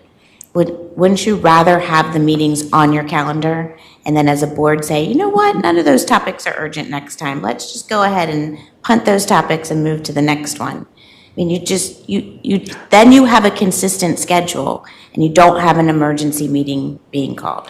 To answer, Director, excuse me. I'm fine if Peter doesn't think this summer we're going to need it and we want to cancel that 7-week gap, I'm fine with that. But I still would be against the motion in general because it cuts down almost half of our meetings to 1 meeting a month. And I don't think that's sustainable for this board. Just to insert a correction here, I think what Director Lanza was saying was to have a scheduled meeting in the summer to bridge the gap with a constrained schedule agenda. Right, so what my comment was is it seems Peter's not as worried about it this summer, so I'm fine forgoing it this summer. Okay, thank you. But if you guys want to go, I'm not going to object to it. Create some consistency. Did that answer your question? Yeah, maybe we could have that on the calendar and cancel it if it's not found necessary. That way there's consistency, but also a backup plan that doesn't involve a special meeting. Director Senta, how does that fit with your plan? Yeah, make the amendment, yeah. Cool. I want to close it. Okay. What is the correct word? Yeah, what is the process then to make amend her motion? I'm trying to. I have a comment. I have a comment. Oh, I'm sorry, Director Mopar. Yeah, listen, past experience, even if you schedule the meeting and you decide that you want to cancel it, we're not going to cancel it. We're going to fill it with agenda items. We're going to have a meeting. It's going to happen, guaranteed. I'm willing to put money on it right now. So let's not go there. So, Mr. I Champ, support, I support Izzy's motion right now. thank you. Mr. Champ, what is the process then for modifying Izzy's motion? It would be an amendment. It would be an amendment that would need either, well, you can either vote it or you can ask for unanimous approval to amend it. Can I have unanimous consent to amend Izzy's initial motion to reflect Mr. Lanza's suggestion that can you speak to it for me? Yeah, I'd like to amend Izzy's motion, and I'm calling for unanimous consent to include August 14th as a contracts-only discussion meeting. Okay. Do we have unanimous consent? We do not, apparently. The second Tuesday versus the fourth Tuesday? I'm just clarifying. It would be adding back the August 14th, the second Thursday of August, to Izzy's. Oh, Thursday, sorry. Okay. Thank you. Okay. It looks like we don't have unanimous consent. Because I asked for it, no one. Well, you say without objection, Oh. and then we don't raise our hand. Oh. I object. New guy mistake. All right, thank you. You said you object? You did. Okay, so we do have objection. Okay, so Yeah, they're we'll call for the vote. All in favor? In favor of the amendment? Yep. 1, 2, 3. So that's three for the vote. Against? We have 1. Nay.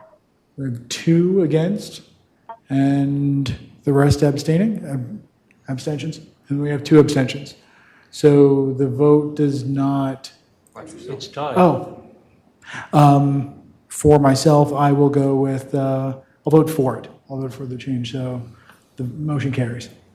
I try to stay out of voting until it's done. That's only 4. That's It 4. was 4-4, and he made it 5-4 in favor of the motion. I voted in favor It's of the motion. 4-2-2. The abstention counts as a no vote. So it fails. No, it was tied. He broke the tie. No, we only have 8 in the There's room. only 8 of us. Yeah, It's so 4-2-2. so it tied With and him, it fails. yes. Correct. So it fails. You're Yes. correct. Yeah. Okay. It does not pass. I apologize. So back to the original motion. I think we've ended. Just to speak to something, this is, actually, I don't. Let's just have the vote. Okay, we've ended conversation. Let's have the vote on the original motion. All in favor? 1, 2, 3, 4. Aye. 5, 2, 6. 4. That's 6 for the motion. Against? 2 against. So it's 6-2. All right. Thank you very much. I would request that you publish the new calendar so that we all understand what it is. It's very confusing. Matt, can we do that soon? Absolutely. Can we do that quickly? Thank you. Yeah. I appreciate that. All right, moving on to the Barton Hill crosswalk discussion. Mr. Lusk. Question first, can maybe we take a break? Yeah, we can take a break. 10 minutes? Come back at 8:30? I'm sorry, 8:20, excuse me.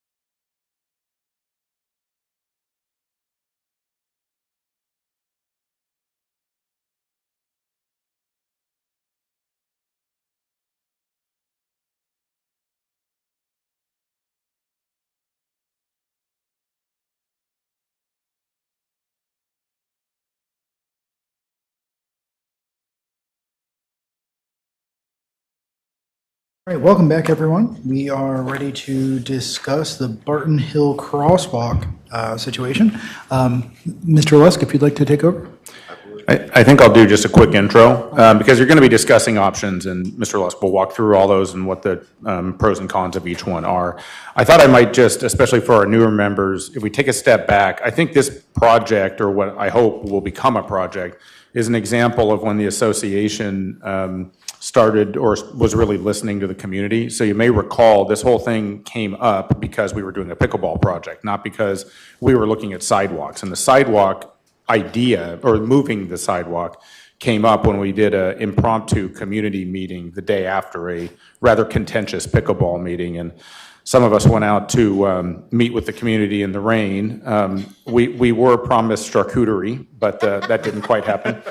But it really was something that we may not have been paying attention to had we not done that. And not for any fault, simply because had we not all been out on site, we wouldn't have necessarily noticed. So the board asked us to look into this at the time, and really it was just a look into it exercise.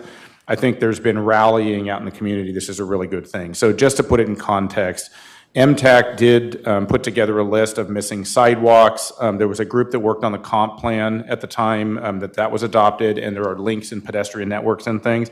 We are continually trying to look at those things and at some point be ready to talk about a prioritization list of some kind so that we can be more proactively looking at these things, not have them come up one at a time, say if a neighborhood brings something to the association. But I just wanted to kind of highlight for the board, whether you decide to move forward with the project or not, this is something that I'd like to do when we're out in the community and people say, hey, as long as you're doing this thing, would you consider doing this other thing? And we may not be able to do them all, but this is an example where they said that, and I think we're going to find a way to be able to do it if you all want to move forward. So let me turn over to Mr. Lusk and have him walk through all the options with you. Thank you very much. Thanks, Max. So just a little bit more background. On the call with us tonight is John Cummings, who's a representative from Rinker Design Associates. Many of you will remember that we moved away from a previous on-call engineer to bring on 2 new on-call engineers, and this is one of the first projects we're working on with them.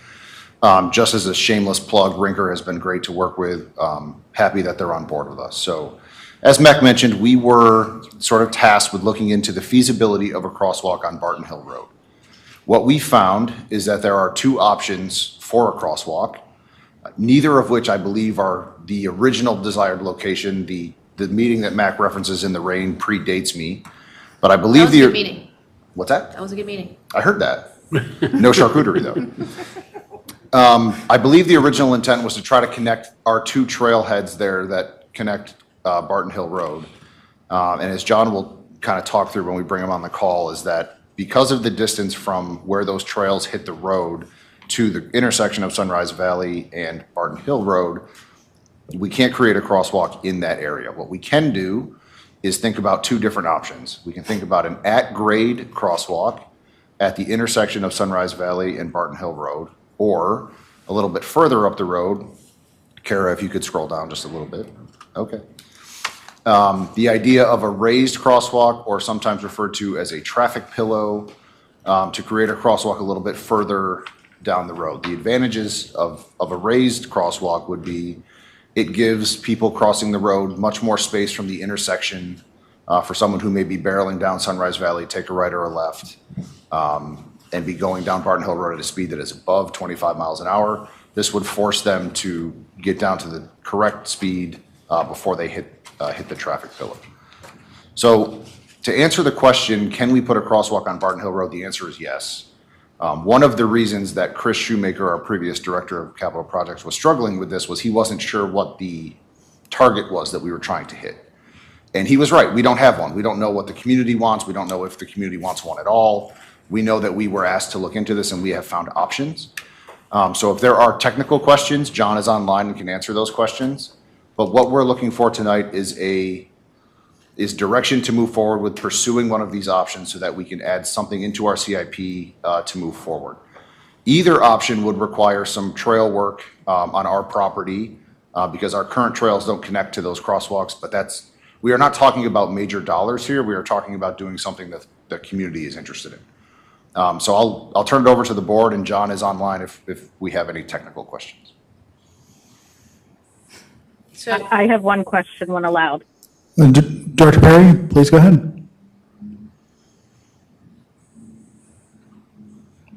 You've got the floor, Director Perry. Oh, sorry. And I'm sorry, Director Santa, if I cut you off. It's hard when you're on the phone, as you know. My only question was, with option 2, would we remove the current path endpoints to make them align with the raised crosswalk? That's correct, Margaret. That would be the intent. That's right. Perfect. Which is exactly what I think should be done. Excellent. Thank you. Director Santa? I wanted to ask, are there option 1 or 2, how long it takes to do these projects? So neither of these are highly involved from an engineering perspective. This is a VDOT, how long does it take to get the permit question. Got it. Okay. Is that an imponderable? I will not give you an estimated date on that. You're not going to walk me down that road, Mr. Flashman.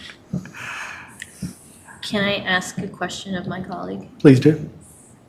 Michael, you're way smarter than I am in any of these things. What's your point of view on either 1 or 2? I think they achieve two different goals. Okay. One interacts, or option 1 is more so just your typical road crossing near the intersection. I think that's potentially easier, but I think option 2 may be more desirable with the right signage on the main road to make sure people know to expect pedestrians after the turn. That already exists. With the new crosswalk.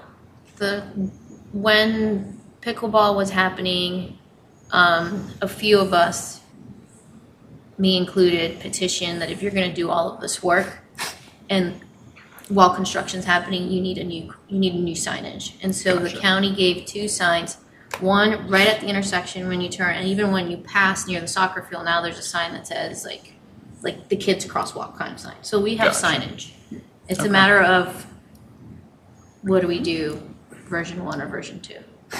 So, but you think option 2 is more ideal? I think it's more ideal.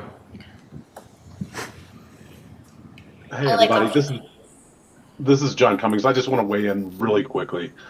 It's a pleasure to meet you all, and I'm looking forward to working with you. My concern with option 2 is that we know that parking is at a premium in both these locations, and these fields can fill up, and people actually park along the side of the road in the gravel areas there. I'm always going to defer to safety, and I feel that option 1 is the safer design. It's a little bit of a longer walk, I agree, but my concern is that somebody making a left onto Barton Hill, if they're trying to outrace somebody and they're moving very quickly, even with the signage, we could put additional signage on Barton Hill before the crosswalk, they could be moving very rapidly, approaching the speed bump, and we all know that people fly over speed bumps too.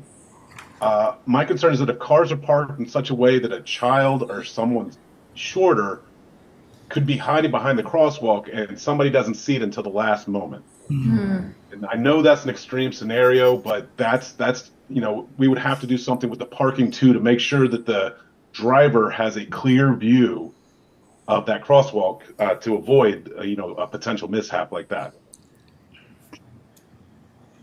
Question. Director Fleshman? No parking signs. That would solve the problem. That would take care of it. I'm not sure how the soccer parents would feel about that one. Here come member Well, comments. you put it as a safety issue. No, I hear you. I hear you. Well, sorry. Am I I'm correct, sorry. though, I'm that sorry, Director it- Perry. Director Perry. Everyone hasn't had the chance yet. Director Juszczyk. Oh, I'm sorry. It was just a question related to that. Thank you.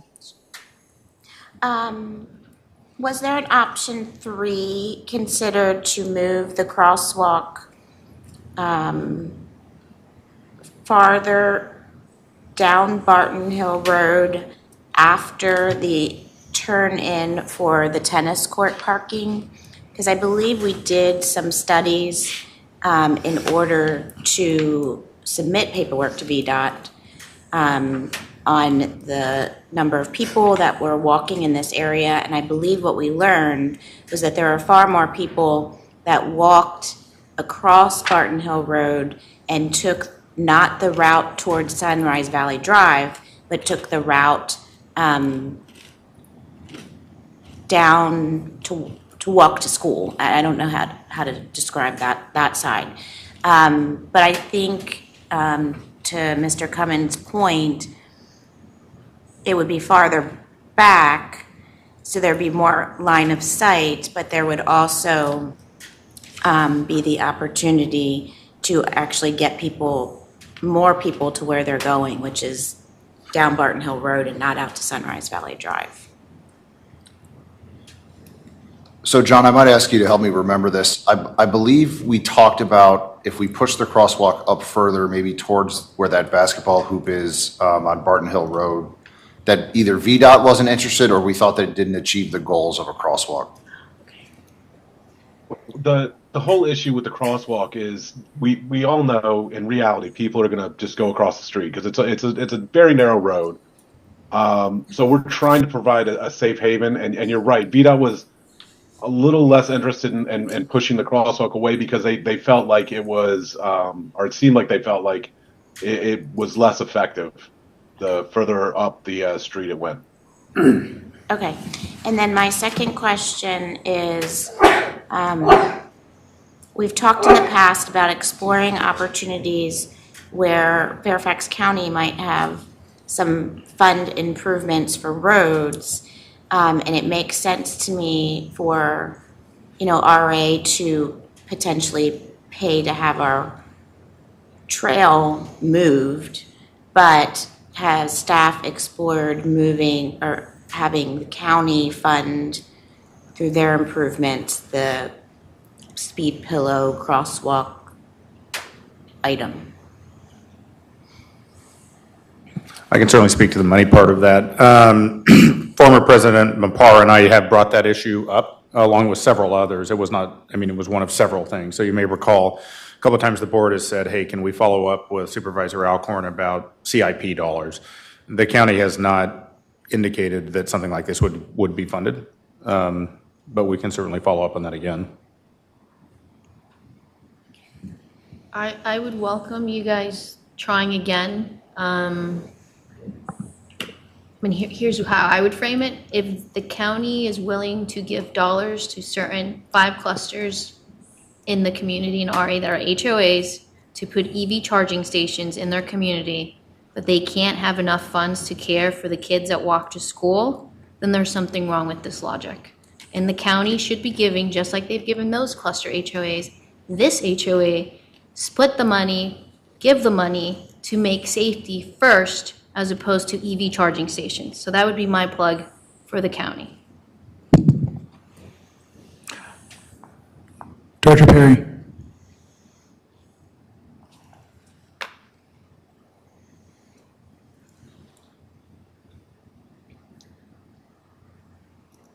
Director Perry, I think you were trying to, you wanted to say something earlier? Yeah, I just wanted to check, am I correct that technically parking, and I recognize people do it all the time, but technically parking in a crosswalk is illegal, correct? Yes. Okay. And that crosswalk in option number 2 appeared to be, based on the bubble or bump, whatever you want to call it, quite wide. Is there a dimension on that? I don't have a specific dimension, Margaret, no. Okay. So I'm just thinking, if that crosswalk truly is at least, it looked to me to be anywhere from 3 to 5 feet wide in the road, not across the road, then perhaps that gives enough visible sight, assuming, of course, people don't park illegally.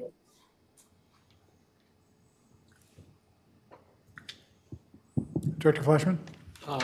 I think that the issue was that if people, it's not that they were going to park on the crosswalk itself, But if they were to park in front of the crosswalk and block the view of the oncoming car of a small child who wanted to cross and was already partially in the crosswalk, but the view of that child would be blocked by the car parked in front of the crosswalk. So the issue would be to avoid cars parking in those spaces so that a clear view would be present at all times.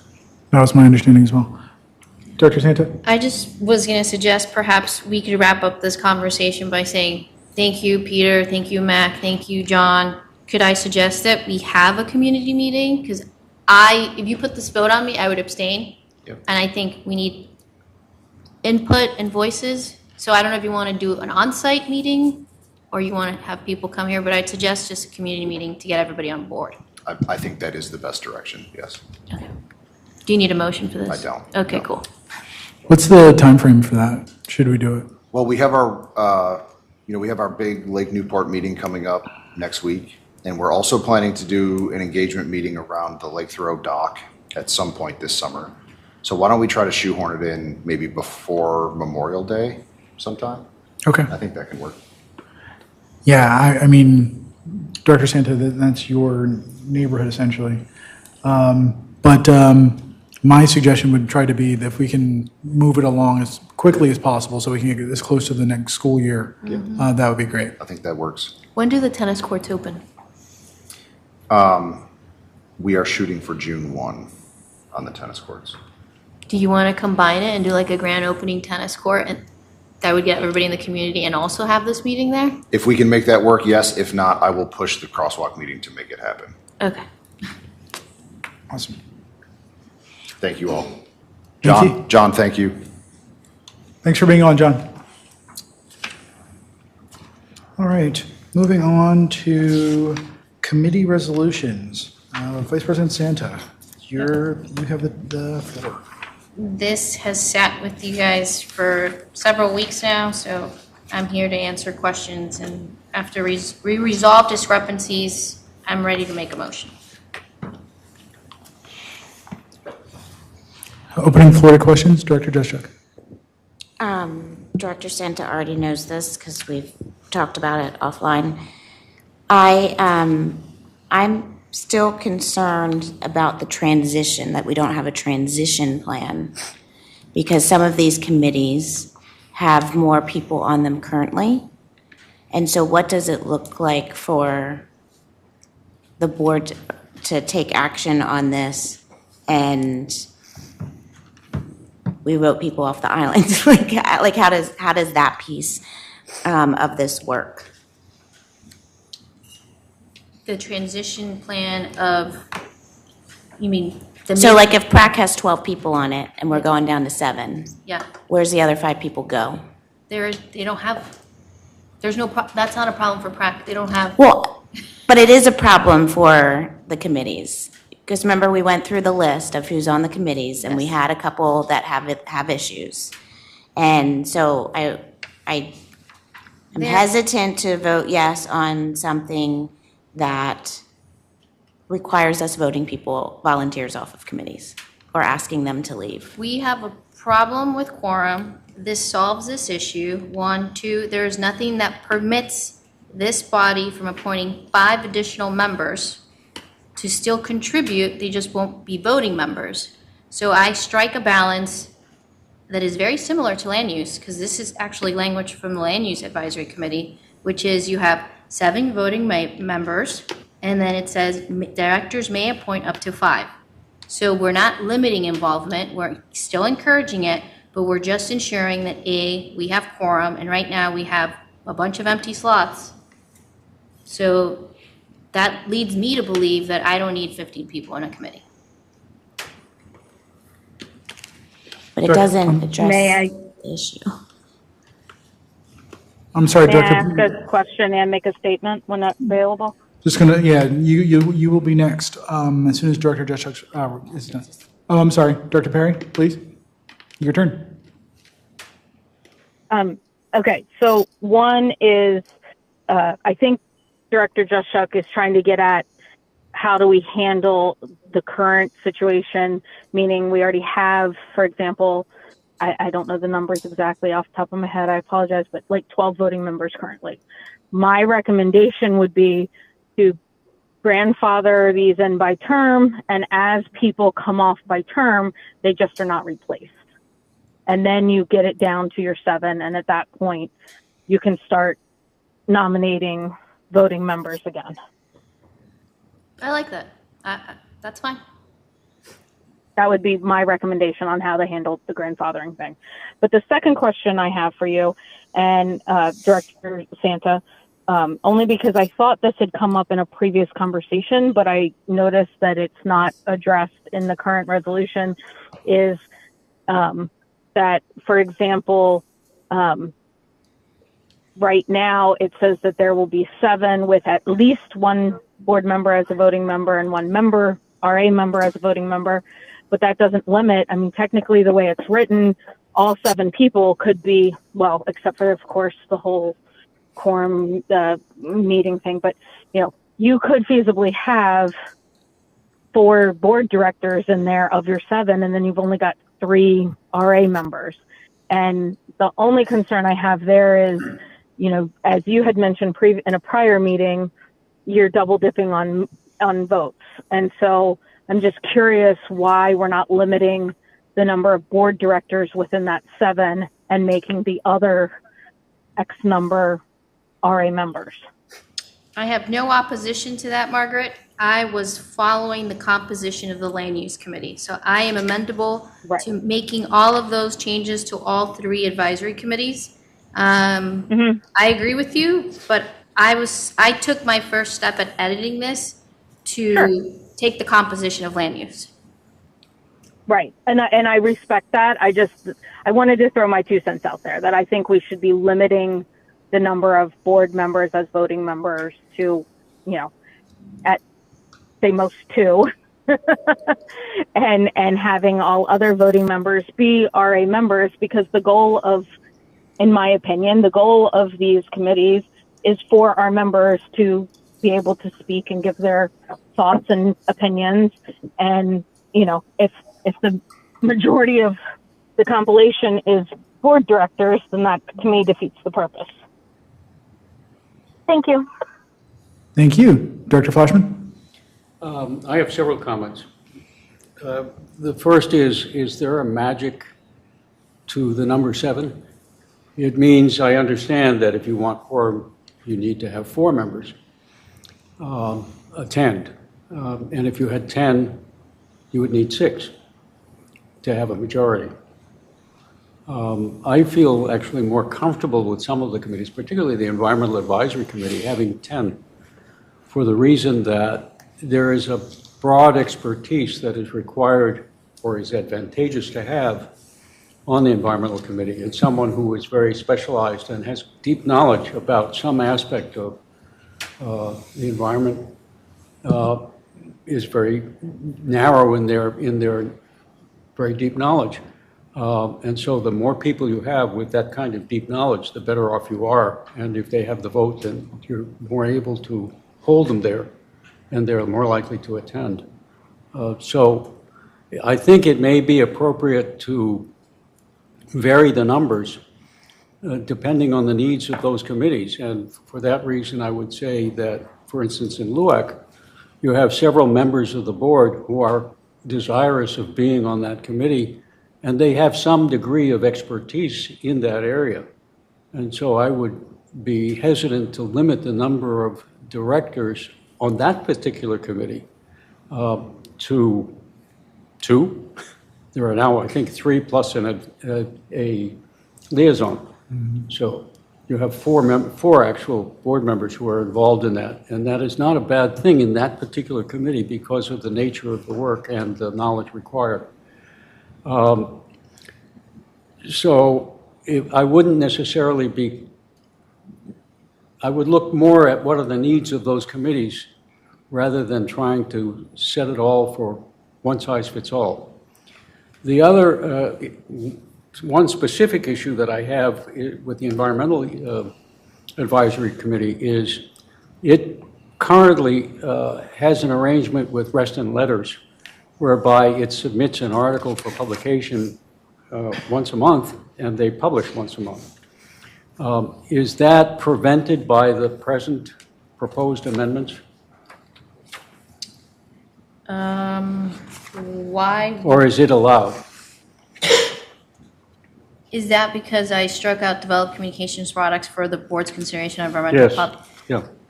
So what I'm asking is it permitted to continue that under the present proposal, or do we need to modify that? And they also used to have articles that would be put in with the, once a month in the weekly newsletter from RA. So I believe that we're setting a dangerous precedent by having one committee be able to submit stuff to rest and letter, and then I would argue that that means that fiscal, any other committee, PrAC, they could issue letters to rest and letter, and for that reason, we have to live under the one voice principle. So I don't prevent them from writing it. I would just say it has to be coordinated with CARA, and it's an RA product, and it's not something that they're going rogue and doing by themselves. Because if that's the case, then I'm going to join PrAC and I'm going to start writing all sorts of letters.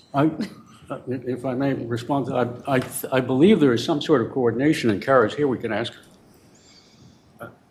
I have a general comment, and if Kara wants to come up, I actually have been concerned about when these things have happened in the past under the one voice concept that you're bringing up. One of the reasons that you have a resolution that contemplates specifically who can speak on behalf of the association is so that you make sure that the messages you want deployed are in fact deployed. Mm-hmm. So the board sets the message and then authorizes the president, or you could then as a group authorize someone other than the president, but not to have something put out there that's not put through this body, just in general.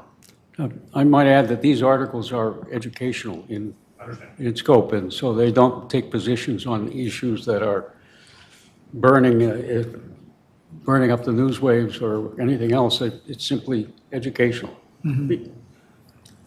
I don't want to prevent from education hitting the airwaves. All I'm saying is what I would prefer is that there's an editorial calendar that is developed with EAC and the communications department, jointly worked. There's visibility from the organizational level, and the articles are submitted that way. MAC looks at them, CARE looks at them.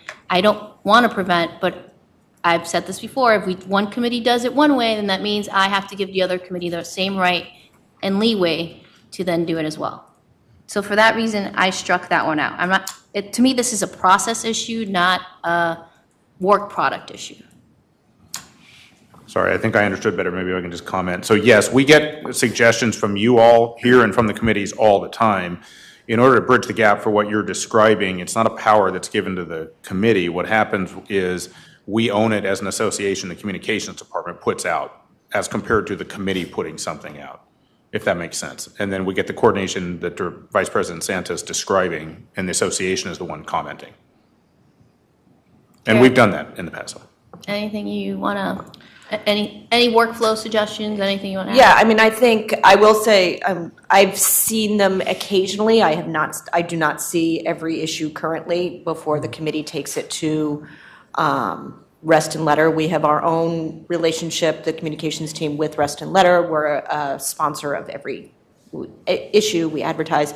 But I do like something like what Mac is suggesting, where it's something that comes out where it's a column from RA, perhaps with advisement from the committee or ghostwriting from the committee or what have you. But I agree with Director Santa that we should be putting together a full editorial calendar. It can be something along the lines of, whether it's every issue once a month or every quarterly type of suggestion. I'm not sure what the agreement was that the committee had with Rest and Letter, but it's once a month. So every issue.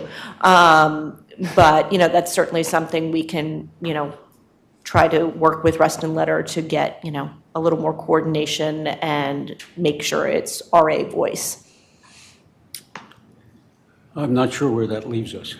All I'm saying is they can't develop work product. Like, the work product has to happen at the staff level. I mean, that's why we have staff.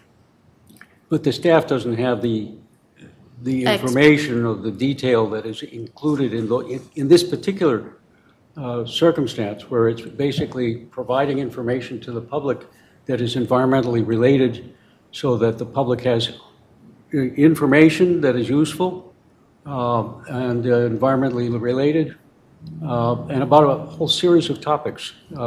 And those are worked up well in advance of the date of publication and the submission to Reston Letters. So I think it's very feasible for them to run it through CARA and to continue to do it, having your input. And my understanding, Director Flashman, is that Reston Letter came to the committee proactively and Yes. asked for this kind of environmental specific input. I don't want to prevent the content from going out, but I just want to say that if this is coming from the voice of RA, I think it should represent both sides, the business operations and what we're trying to achieve, and not just education. So if I'm writing an article about whatever birds, right, then I would also expect that in the article, there are tips are like, you can go here in all of the RA facilities. So there's an information gap because both parties are not speaking to each other because CARA's not in the loop. And this should be an RA work product, not a committee work product. To me, the committee, the CARA is the committee is the client, CARA is servicing them. So that's how I view this relationship. And for that reason, I do not believe that EAC should have that under their purview. And if we do, and if we decide to keep it and this gets voted down, then I would say, then I want every committee to start doing this then. May I? Please. Again, I think we need to look at committees as committees, not as one size fits all. And one size does not fit all in many respects. So the Environmental Advisory Committee has a unique perspective for the environment, and that is one of its charges, which is to educate. And that's what it's attempting to do, to create an understanding of the need for environmental stewardship and to take care of things individually as well as for the community. And it effectively does that through Western Letters. That is different from other committees which do not have that charge and do not have that same perspective. The committees are more directed towards advising the board itself. To move on to respond to you, because I know we're trying to be respectful of time. If you think 7's not the right, I object to 10 because I like odd numbers. So if you don't like 7, we can make it 9, so the composition of every advisory committee reflects the body that we sit on.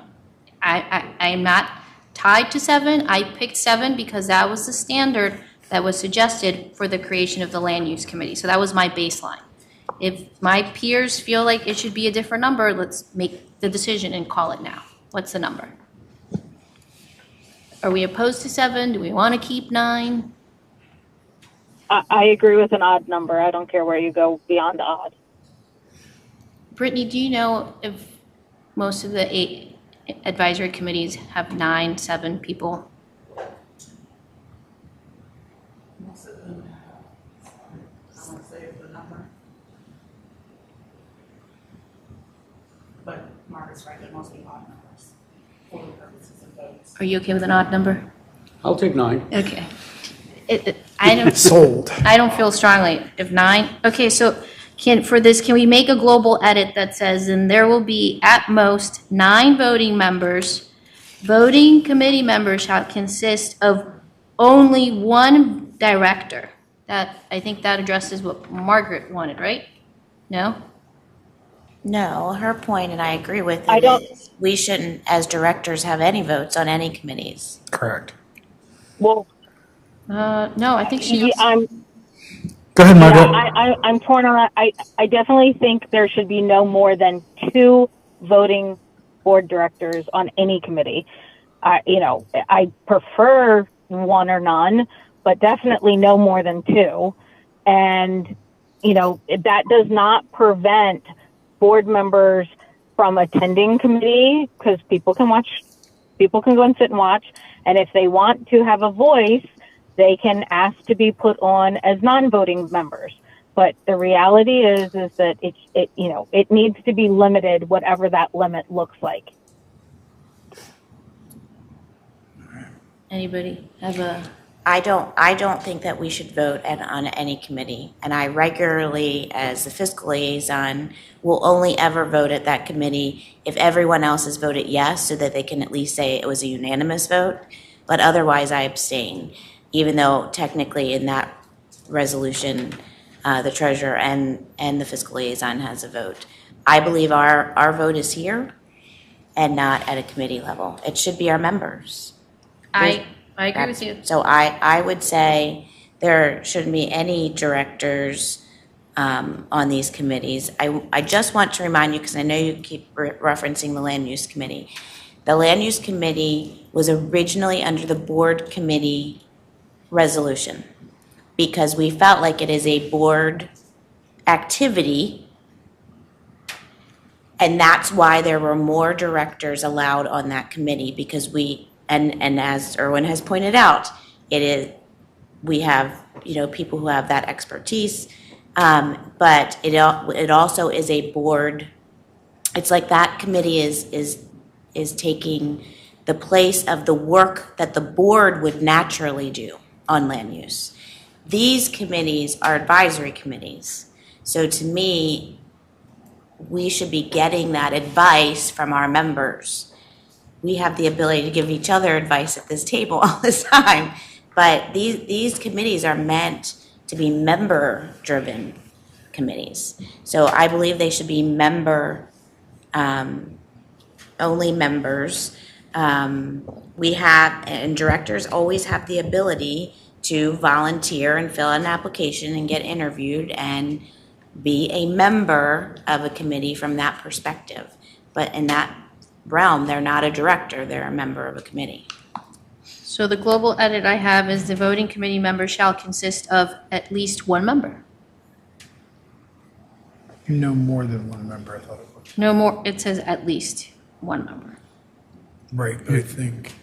Are you saying? They're suggesting, I think, no Two. more than. Three members. It can't be one member. 3 members. We can't have one member May- making decisions. That'd be awesome. Meetings would go by real fast, though. may I- Director Fleshman. I think Director Jashuk's comment about the number of board members on LUAC is an interesting comment because it raises the issue of how should we consider that committee, and given its functions, whether it should be a board committee as opposed to an advisory committee.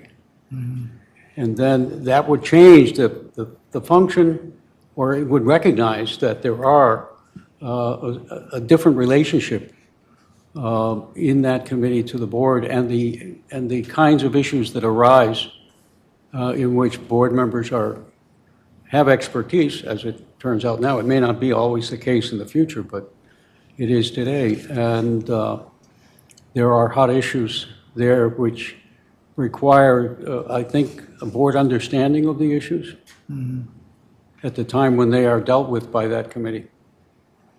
And so perhaps what is recalled for is to remove it from the list of advisory committees and make it a board committee. I'm going to get to that because you got me. But I just want to, does anybody have? I'm sorry, just before we move on, we're about an hour behind. So if we can perhaps just tighten up debate, not killing debate, but if we can just make sure that we're not. You guys have had this for 7 weeks. For sure. So if there's any other questions, then I'm going to assume, if there are no other comments or questions, I'm going to assume that you're okay with this. And my last 2 questions are then, A, there was a gentleman here, Scott, who talked about aging in place.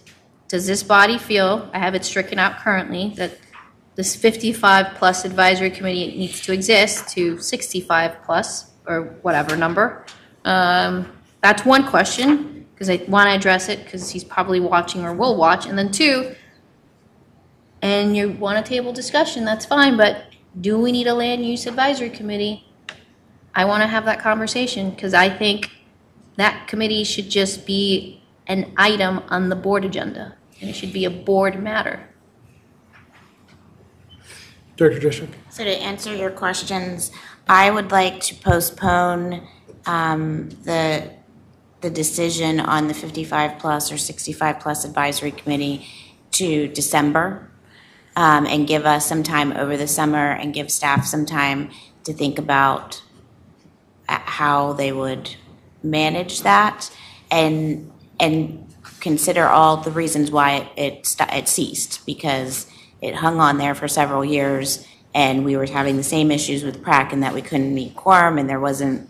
So we need to figure out if we can reinvigorate that. I think there's some research, and I don't think it's such a pressing issue that we need to make that decision now. We can add it in December. On land use, my answer would be, yeah, I think that the board really needs to reflect on what it approved as far as the guidance on how that committee should be run. Because every time we run something through that committee and it's at least partially controversial in any facet, it always comes back to the board. But if the board takes that on, your calendar is going to be blown to smithereens, because those cases take a lot of thought, a lot of education, a lot of understanding, and a lot of consideration on RA's positions from the perspective of all the other things that RA does.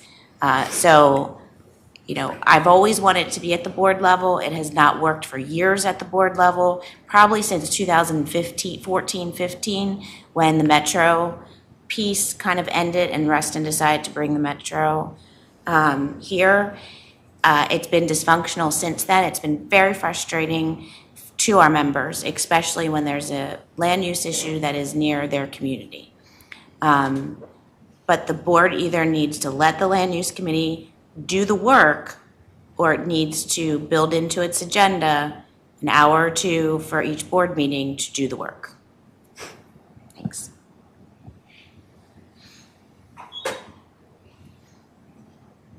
Does anybody else have strong feelings about this? I think the land use, from my perspective, I don't think this is the venue to discuss the land use thing. When I say venue, I mean this particular agenda item. I think it deserves its own conversation. Because I hear Jennifer's point that if we were to include it into this agenda, we would end up blowing the calendar every time. We would kill the agenda. But at the same time, I'm just not sure that we need to have it in these meetings. So Well, it's part of the resolution. I understand. So we keep, this is an item that either you feel strongly about it or you don't, but this body does feel strongly about it. People here have strong opinions. We have expertise. So I'm not opposed to what Erwin said. Remove it away as an advisory committee, then that addresses the voting thing or whatever. But I also would say, we have staff now that's been hired to do this. She could do ruthless prioritization and help us make this a board item without not making it incredibly painful. And perhaps, just like we do with everything else, there's a video that accompanies a briefing. And if we have questions, we watch the video and then we ask. I just feel that because of what happened at the golf course, and I abstained because I think, to Jennifer's point, we're not letting the committee do its work. We're not. And if we're not going to do that, then we have to rip the Band-Aid. And I would say, if you don't want to have the vote tonight, the next meeting, when John's back, let's truly figure out how this becomes functional, because we have paid staff, we have Mac, former city planner, we have Lanza. There's an immense amount of interest on this issue. And whatever workflow we've set up doesn't work. And to the point where volunteers on that committee don't want to serve. So we've set out a process where we have community members that are actively signaling to us, whatever the board created is not working. So we either and I think that addresses the point that Jennifer brought up earlier, which I'm just going to say, highlight Exhibit A of the tension, where why is the county coming to a board meeting? Do they have anything else? Can they go through the land use process? Because that's what we have. Like, right here, that's the pitfall. So, like, we have to fix it because we have a mess. So I'm fine with tabling it because of time, but we have to make a decision, and we just keep punting it. So I will make edits to reflect 9, to reflect what Margaret said. I won't make any edits to, I'll leave at 55 plus advisory on here just in case. And next board meeting, I'll make real life edits on land use committee. Because no one's given me any edits. And right now, because I have no edits, I would say we blow it up and we start from scratch, or we let it be. And if that's the case, then per the resolution, we have to do what Jennifer said earlier. I yield the floor. Well done. All right. So are we taking no action? No action. Okay. But I do respectfully ask that you engage and do red lines, because if not, I'm going to assume everything I put in here is accepted by y'all. All right. That's doing work of the board outside of a board meeting. Moving on to, we're skipping. Can I just ask a question, President Johnson, to make sure I bring back what you're all wanting for the next meeting? So if there's a discussion of changing the composition of the land use committee or the structure of the land use committee or the board, should it be a board committee or an advisory committee? These were all significant issues that were discussed, at some point. There was analysis done on that at the time. Would you all like that put in the agenda memo? Yes, please. Okay.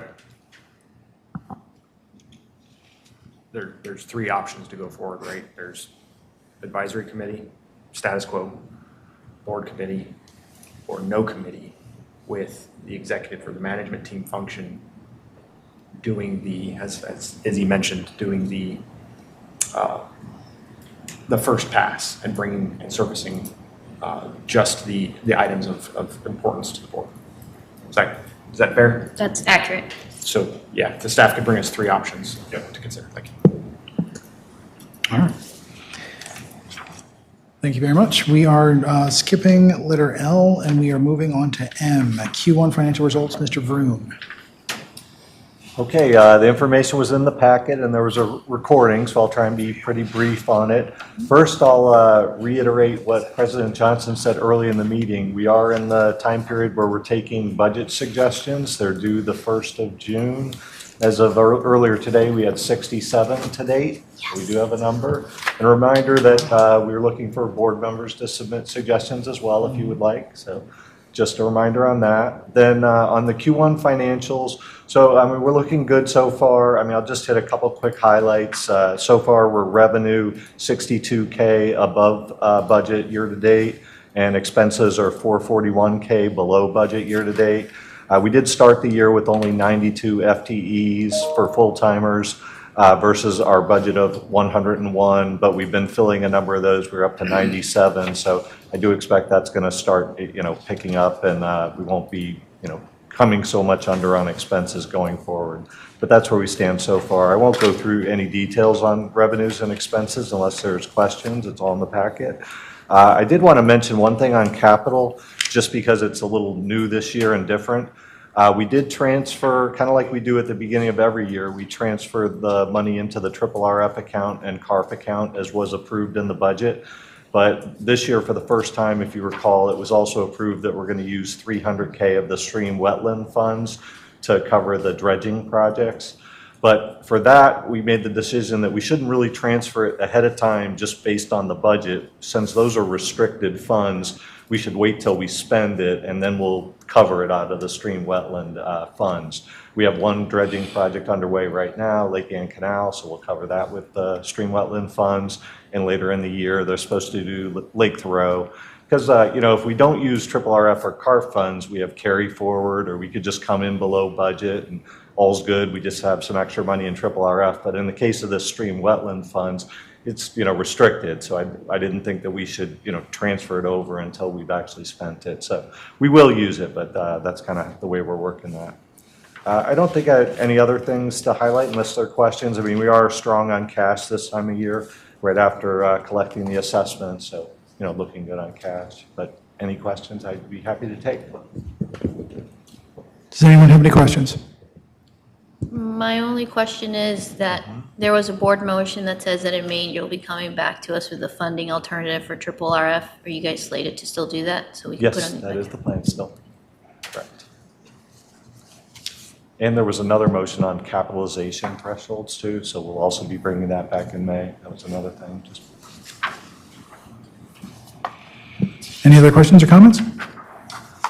All right. Thank you, Mr. Vroom. Moving on to letter N, common use requests, SOP number 119. Mr. Lusk. Okay, so this is coming back. A few meetings ago, this was attached to the CEO update so that we could be responsive to a board motion. What we did was capture there were many board comments on this topic when we discussed it. Mac and I did not make edits to the actual SOP itself. Instead, what we did was pose some questions or thoughts regarding some changes we could make. So for tonight, for example, we had the Kiwanis presentation. One of the things that we did include in that memo that we haven't in the past is the amount of time that staff dedicate to the event. That's one of the suggestions that Mac and I have made. But we did propose some other items. There was significant conversation about requiring revenue from the organization, whether that's organization-wide revenue or just from the event in Reston revenue. We also proposed a new thought, which would be to create a special event fee. So Mac very graciously reminded me that we have a way to set fees for the organization and that there could be a way to propose a special event fee that would be at the very top of that pyramid, which would be to charge these organizations a fee that currently does not exist to use our facilities. This is a common theme. If you were to do a special event in Arlington or Fairfax, there would be a special event fee tied to that. So that's just another way to think about it. What we wanted to do was provide the comments and some thoughts to facilitate organization of the conversation tonight, so that we could take more comments back, finalize this document, and bring it back so the board could vote on it. So I'm happy to take any questions from board members. Open to questions. I have one allowed. Go ahead, Director Perry. Thank you. On number 4 in the presentation, it talked about providing numbers of Reston residents and based on zip codes. And I'm not necessarily against this, but I just want to make sure that we all are aware, for example, that most of these applications happen significantly prior to the event registration. So, for example, Kiwanis tonight was coming to us to request permission for 2026. Therefore, we would not be able to ask them to provide, how many current registered people do you have that live in Reston? If they're a prior event, we could probably ask for past event and note recognizing that it can change each time. So I just want to, be careful when we're saying, well, it has to be this. The reality is most of these haven't even opened their registration before they come to us, which is the right way to go, right? It would be horrible to start registering people and then go, oh, sorry, we can't have the event because RA turned us down. So I just wanted to point that out. Thank you. You want feedback? I support 3 and 5 only.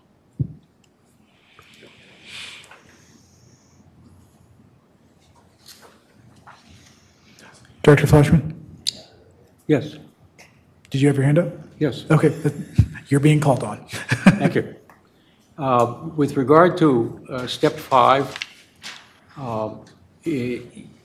you have the staff asking if a proposed donation to a Reston-based nonprofit or charitable organization is planned as part of the event plan.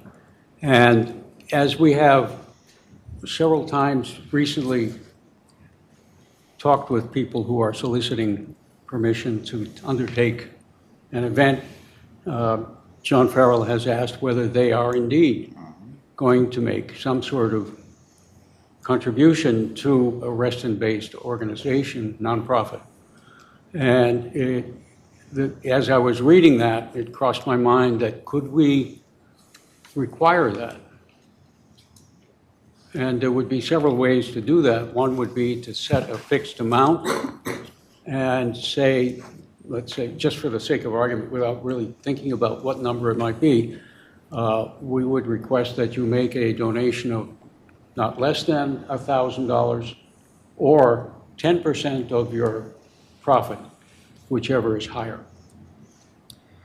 So this is an excellent question because I think this is actually the crux of the argument. And I would ask our general counsel if we can do that. And if we can, it's something that Mac and I have discussed at length. I think we'd have to go with a percentage because all of the events are different, right? So if we were to choose a dollar amount, it's not going to be fair across the board. Well, you could do higher or lower, whichever. Right. So, I don't know, Mac, if you have any comments on this either, but I feel like if we were to go down that road, we want to check all of our boxes to make sure we're not missing anything there. Yeah, I think the only thing I would add is we're in a very murky place now where we're not sure how to administer this. So it keeps coming up in meetings, but the board has no policy about requiring this. I think it would be good to be clear. If we require something, we can work up some options, on metrics on what that looks like. But it would be good if the board adopted something because the word out on the street is that this is a requirement, but it doesn't exist as a requirement. And I'll leave it to Tony. I need Tony to weigh in too for all of you if it's can we make that a required fee?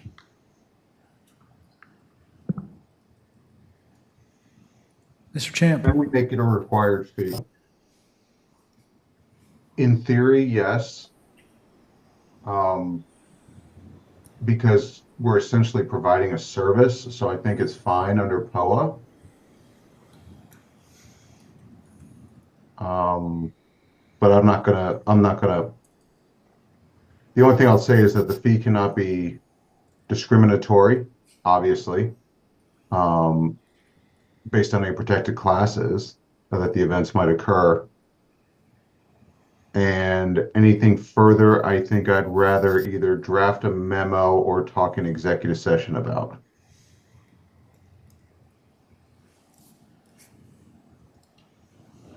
Okay, Director Jeshak? I don't understand, I guess, why staff are recommending that we create a special event fee. I agree, we have a benefits-based fee pyramid. But we have to remember the reason why most of these come to us is because they're providing a service that they would probably come to RA and ask us to host these events for, but they're doing all of the work related to the events. We have had a tradition, a history for a long time that these were very well attended, very well liked events by our members. And so it doesn't make sense to me why we would be charging a fee, because I would not want these organizations coming to the association saying, well, can't staff run them instead? We still want to have the cardboard boat regatta. Like, can you guys host it and run that program? That I'm not interested in that. Where we have had issues in the last few years is that some of the groups that are running them are starting to take the money outside of Reston.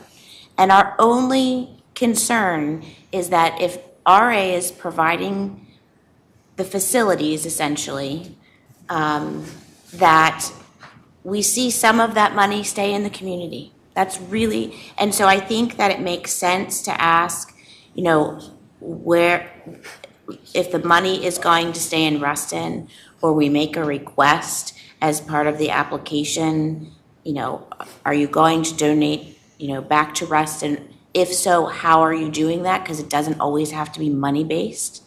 But that's the crux of the issue, is that we have noticed that the money's not staying in Reston from these events, but we're still hosting them.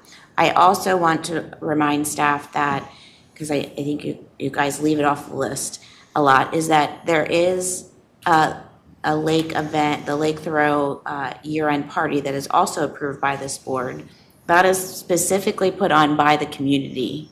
And so I would not want to create a situation in which our members who would want to have something at our facilities that benefits a big portion or a big group of our members would then be subject to a fee, because then our community is not building community in that sense. So those are my comments. I have a question, Peter. In order to reserve a conference room, do you have to pay a fee? If you're renting the conference room, there is a fee. Members, I think, get one free rental a year. I'd have to check on that, but I'm pretty sure that's true.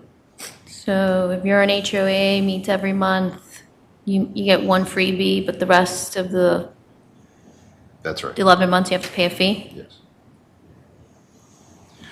If I might just add, I heard the word staff recommendation. I think the idea of a special event fee was just that. It was just an idea. And one of the reasons that we thought we would throw that out is Director Farrell's not here tonight, but he has raised significant issues about wanting to do a lot of heavy-duty financial analysis within these different nonprofits that have come. We see that as being a fairly labor-intensive effort for which we may not have perfect information. So if the crux of the concerns are what Director Juszczyk is referring to, then all the rest of that is totally moot. We thought it might give the board an off-ramp rather than be studying event revenue streams and deciding if they're accurate or not accurate and what the business model looks like. If you're interested in money, this would be a better approach. If the idea is to simply make sure the money is coming back, some amount of money is coming back, now we're back to maybe an executive session talking to Tony. But the only reason we threw that out there is if you were interested in going after the money, that would be an off-ramp that is easier to administer. In order to rent Nature House, do I have to pay a fee? Yes. If I'm hosting a birthday party at a pool and I'm a member, do I have to pay a fee? Yes. So I see this as the equivalent of, we don't have a clubhouse, but if I lived in a community that had a clubhouse, that had a room, I would have to pay an event fee. Right. So to me, we can create tiers, but to me, the principal and event fee is the appropriate one. And I would argue that some of my peers want to weaponize this process to go after one single organization that they disagree with their business model. And I feel that that is not the purview of this board. We're an HOA, and I don't think we should be creating burdensome requirements of a nonprofit, typically, to count how many heads are from Reston zip codes. Please give us all your financials. We're not doing a service to the community by adding all of this red tape. And so that's why, to me, an event fee is the right approach. It's measured. It pays for staff time, like the 2 hours that you have to do at the Kiwanis event. So to me, that is the responsible approach. And the rest of these recommendations by some of my other peers is them trying to inject and use this body to force change the business model of an organization. And to me, that is absolutely outrageous. I'm going to interject before we move on to whoever the next commenter is, to request that we not question the motives of our colleagues in our discussions. Thank you. Anyone else have any questions or comments or concerns? Director Juszczyk. I guess I want to make sure that I don't believe that the request, because this request has been out there for quite a while now, was ever to impose upon staff a bunch of research and to do a lot of financial analysis.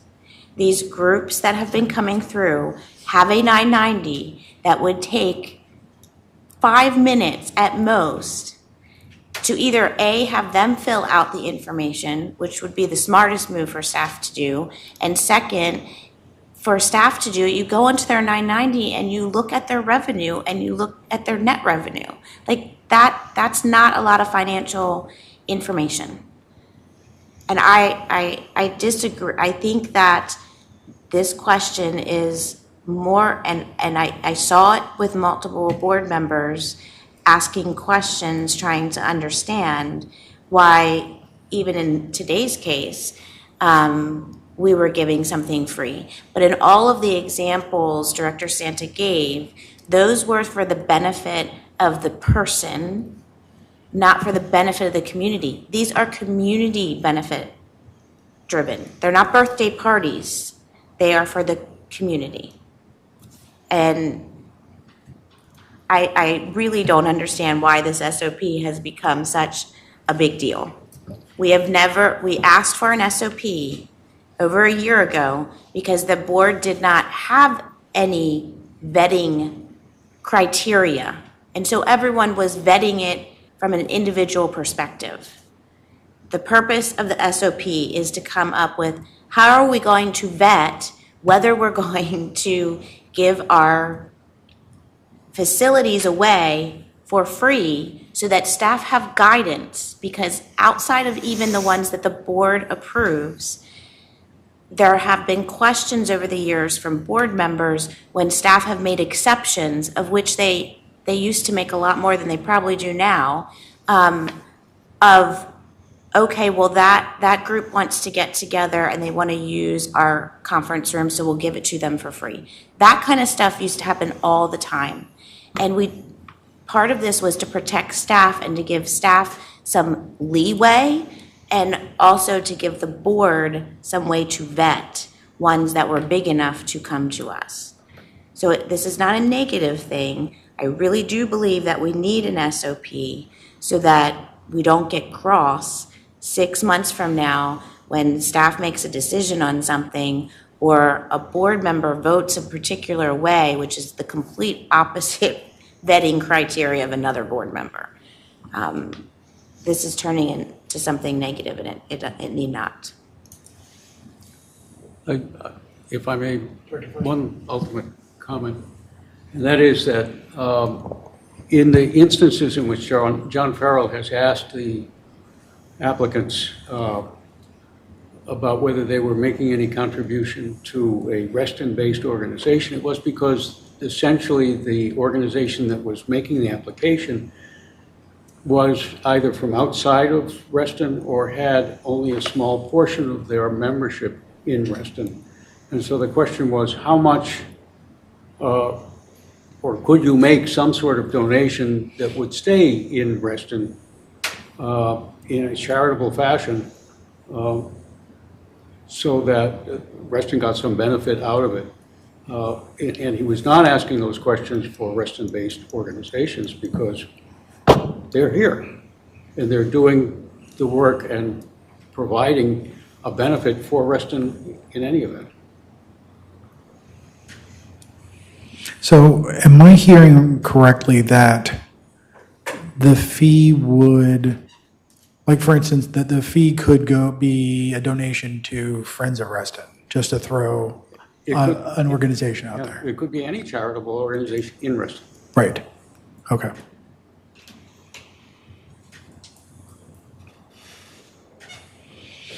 So just for the future of this item, I think we've gotten enough feedback to provide a document for all of you to react to.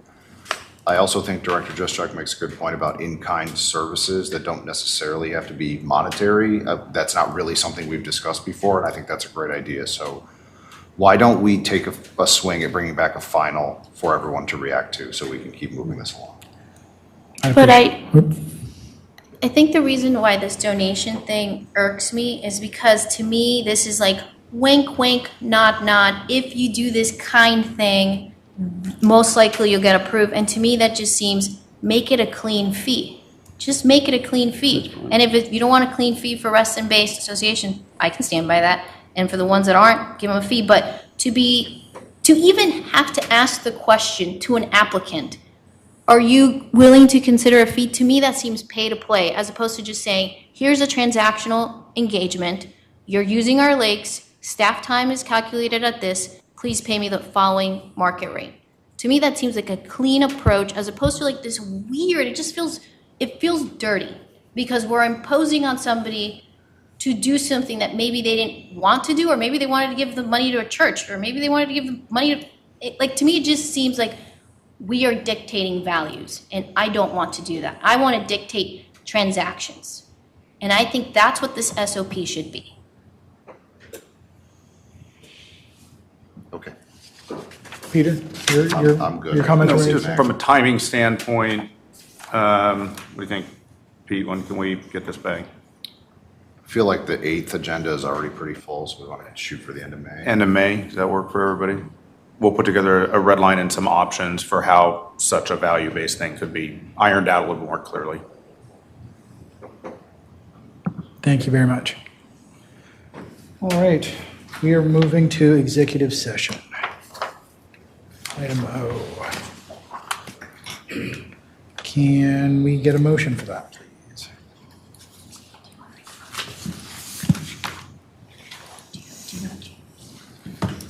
Okay, that is right here. We have to read the motion that's in the tones. Move to convene into executive session to consult with legal counsel and to discuss contractual and personal matters. Second. Second. All in favor? Personnel matters. Aye. It's unanimous of all attending. Thank you very much.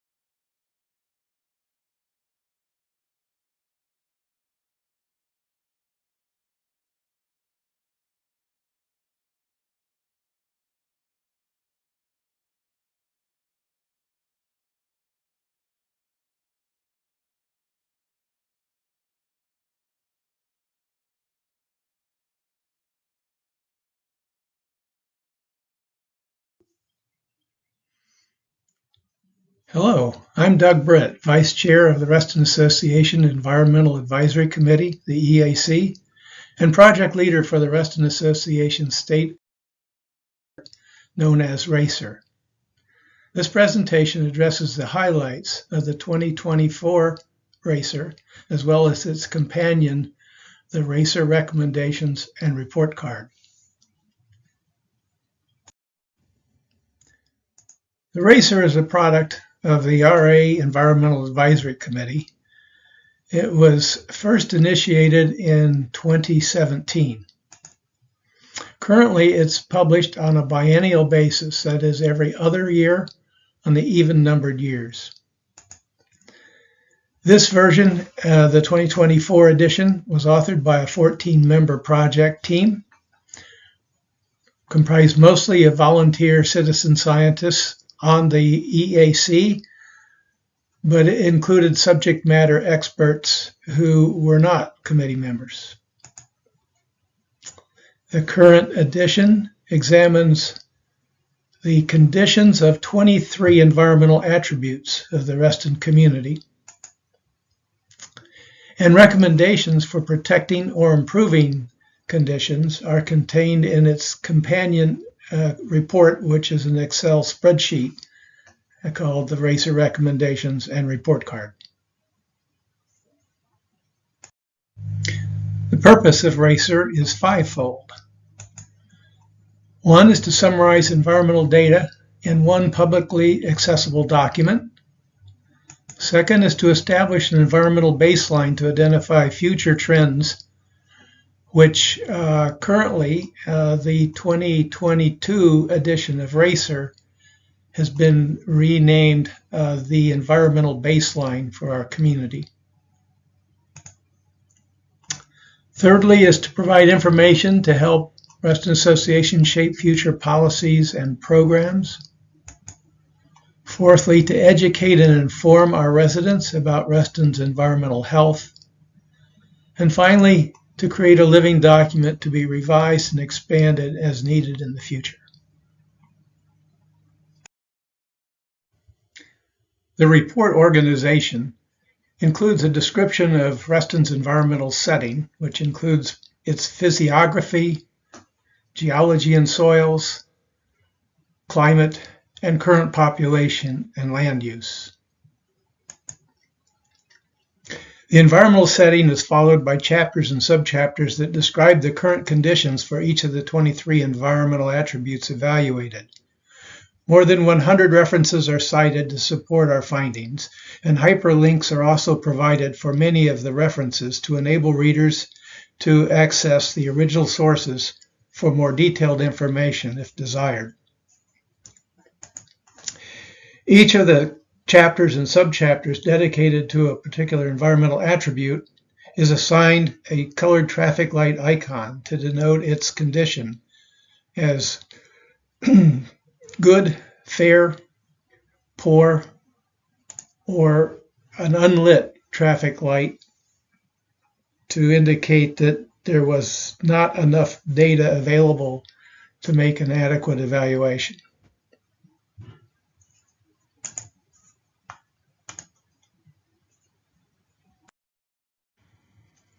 Based on the assessment of the 23 environmental attributes and the information compiled in 4 previous racers, it is clear that the majority of Reston's environmental attributes are in fair condition, with some considered to be good and fewer considered poor, and a few others not rated at all because available data regarding their conditions were deemed too limited.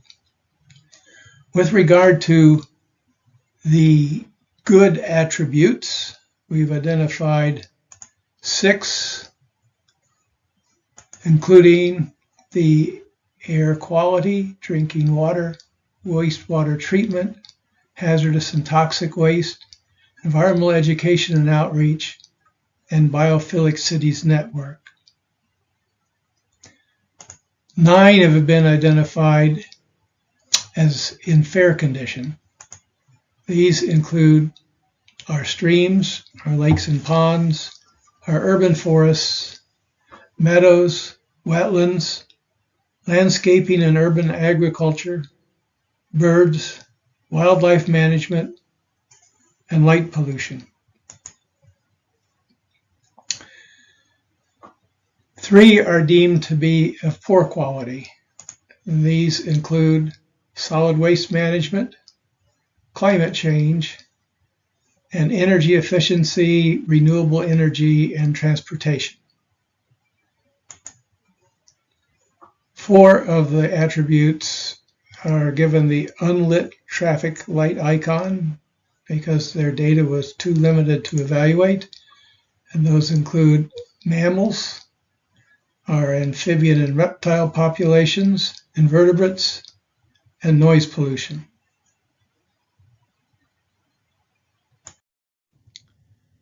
Although the evaluation of the 2024 environmental attributes suggested that there was not a significant change to the condition of those attributes when compared to the 2022 environmental baseline, at least not enough to change the color of the traffic light icon given to the attribute, it was still clear that some significant progress has been made. For example,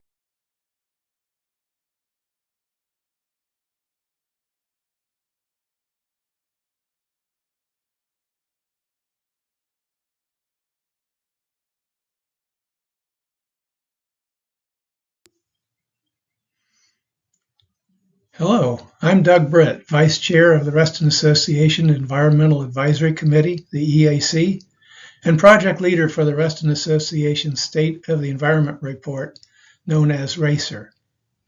This presentation addresses the highlights of the 2024 RACER, as well as its companion, the RACER Recommendations and Report Card.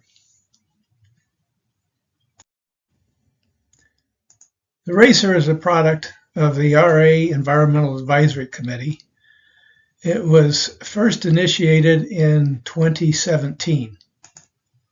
Currently, it's published on a biennial basis, that is, every other year on the even-numbered years.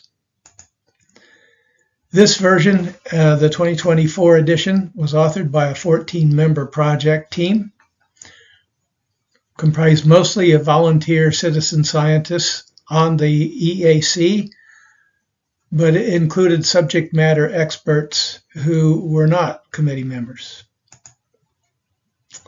The current edition examines the conditions of 23 environmental attributes of the Reston community and recommendations for protecting or improving conditions are contained in its companion report, which is an Excel spreadsheet called the RACER Recommendations and Report Card. The purpose of RACER is fivefold. One is to summarize environmental data in one publicly accessible document. Second is to establish an environmental baseline to identify future trends, which currently the 2022 edition of RACER has been renamed the environmental baseline for our community. Thirdly is to provide information to help Reston Association shape future policies and programs. Fourthly, to educate and inform our residents about Reston's environmental health. And finally, to create a living document to be revised and expanded as needed in the future.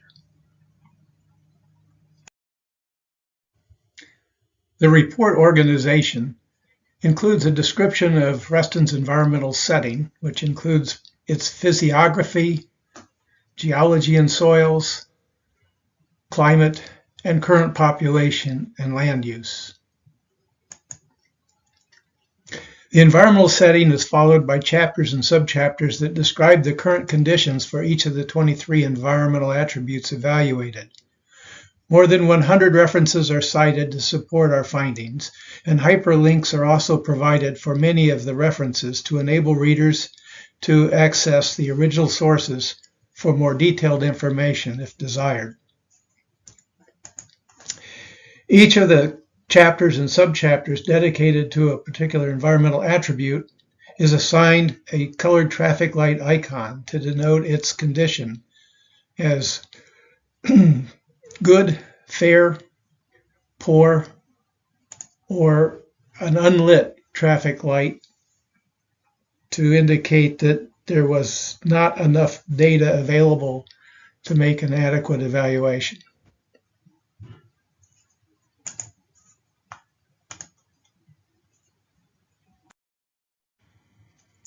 Based on the assessment of the 23 environmental attributes and the information compiled in 4 previous RACERs, it is clear that the majority of Reston's environmental attributes are in fair condition, with some considered to be good and fewer considered poor, and a few others not rated at all because available data regarding their conditions were deemed too limited.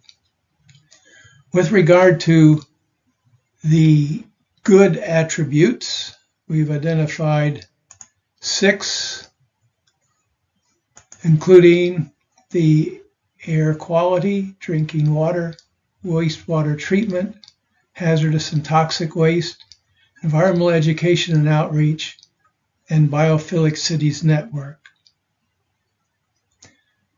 9 have been identified as in fair condition. These include our streams, our lakes and ponds, our urban forests, meadows, wetlands, landscaping and urban agriculture, birds, wildlife management, and light pollution. 3 are deemed to be of poor quality.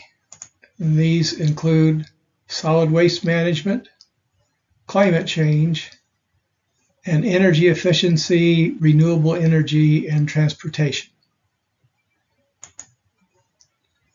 4 of the attributes are given the unlit traffic light icon because their data was too limited to evaluate.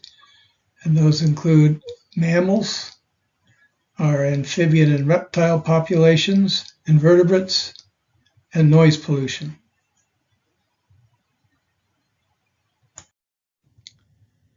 Although the evaluation of the 2024 environmental attributes suggested that there was not a significant change to the condition of those attributes when compared to the 2022 environmental baseline, at least not enough to change the color of the traffic light icon given to the attribute. It was still clear that some significant progress has been made. For example, more stream restoration projects were initiated.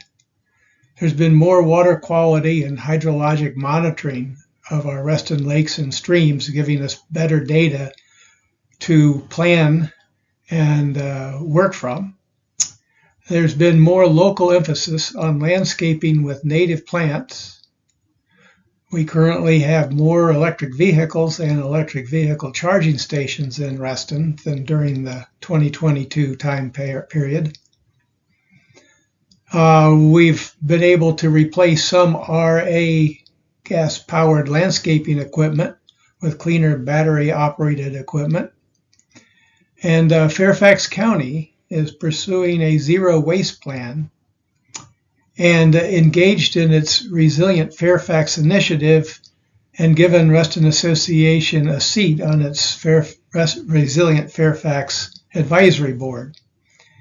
And last but not least, the creation of a Reston Association Environmental Resources Department was seen as having substantial benefits for the residents at Reston and for the Reston environment.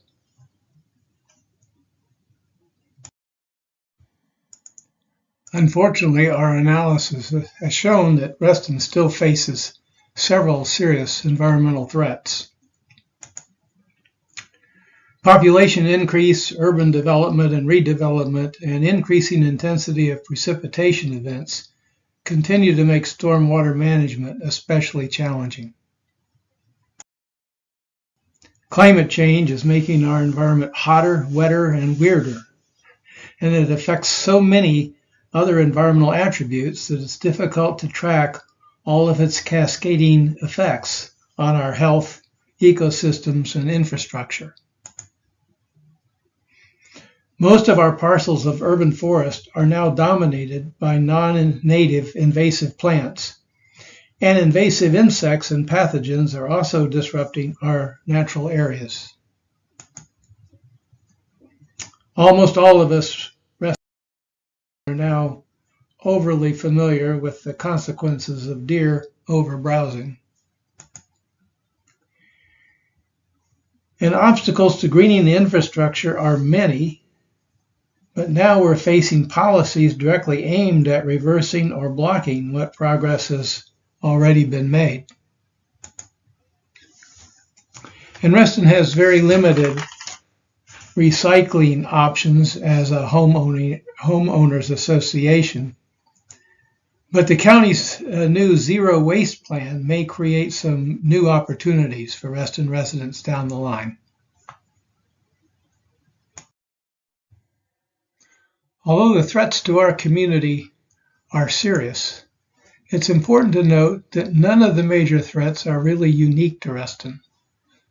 These are widespread problems facing most U.S. urban communities exhibiting population growth. Furthermore, Reston has a number of community attributes that potentially provide us with some resilience to our environmental threats. These attributes include our historic preservation of our open spaces, our extensive retention of tree canopy, our adherence to biophilic principles, which may be characterized as conserving our natural resources while facilitating our residents' ability to contact with nature in a meaningful way where they work, live, and play, and to Robert E. Simon's founding vision, which includes creating a place that values its architectural as well as its natural beauty. and Reston Association's commitment to environmental education by way of the Walker Nature Center and the many citizen science programs that it operates.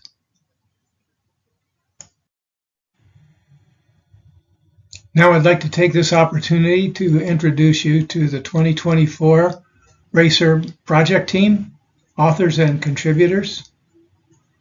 A 14-member team this year, including 7 members of the Environmental Advisory Committee and 7 others who were recruited to support this effort as subject matter experts, but not committee members. These included several Reston Association staff members as well. We really thank them for the amount of work they put in. This has been a 10-month effort to reach this stage, and hundreds of hours of research were put in by the project team.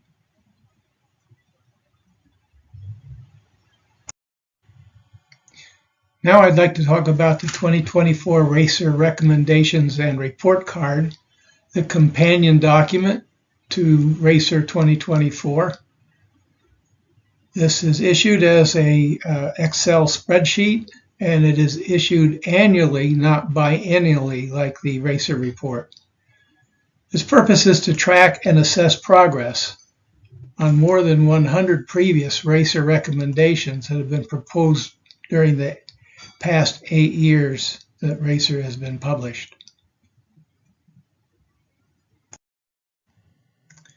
This is just an example of the first page of the report card to give you an idea of the organization of it.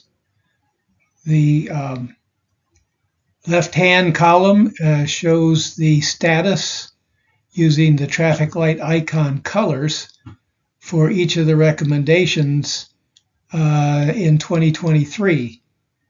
And next to it, the second column is the 2024 status at the time the current RACER was prepared. So you can see what kind of change or progress has been made over the course of the last year for each recommendation that's listed. The third column shows the year in which the recommendation was first put forward in a RACER report. The big fourth column under recommendations is the textual form of the recommendation. And to the right, the last column is the responsibility, that is, if implemented, who is the responsible party for doing the work? Is it the staff, RA staff? Is it resident citizen volunteers? Not shown here, but also possibility is a board of directors involvement, or in some cases it could be state or county offices that have to take the lead.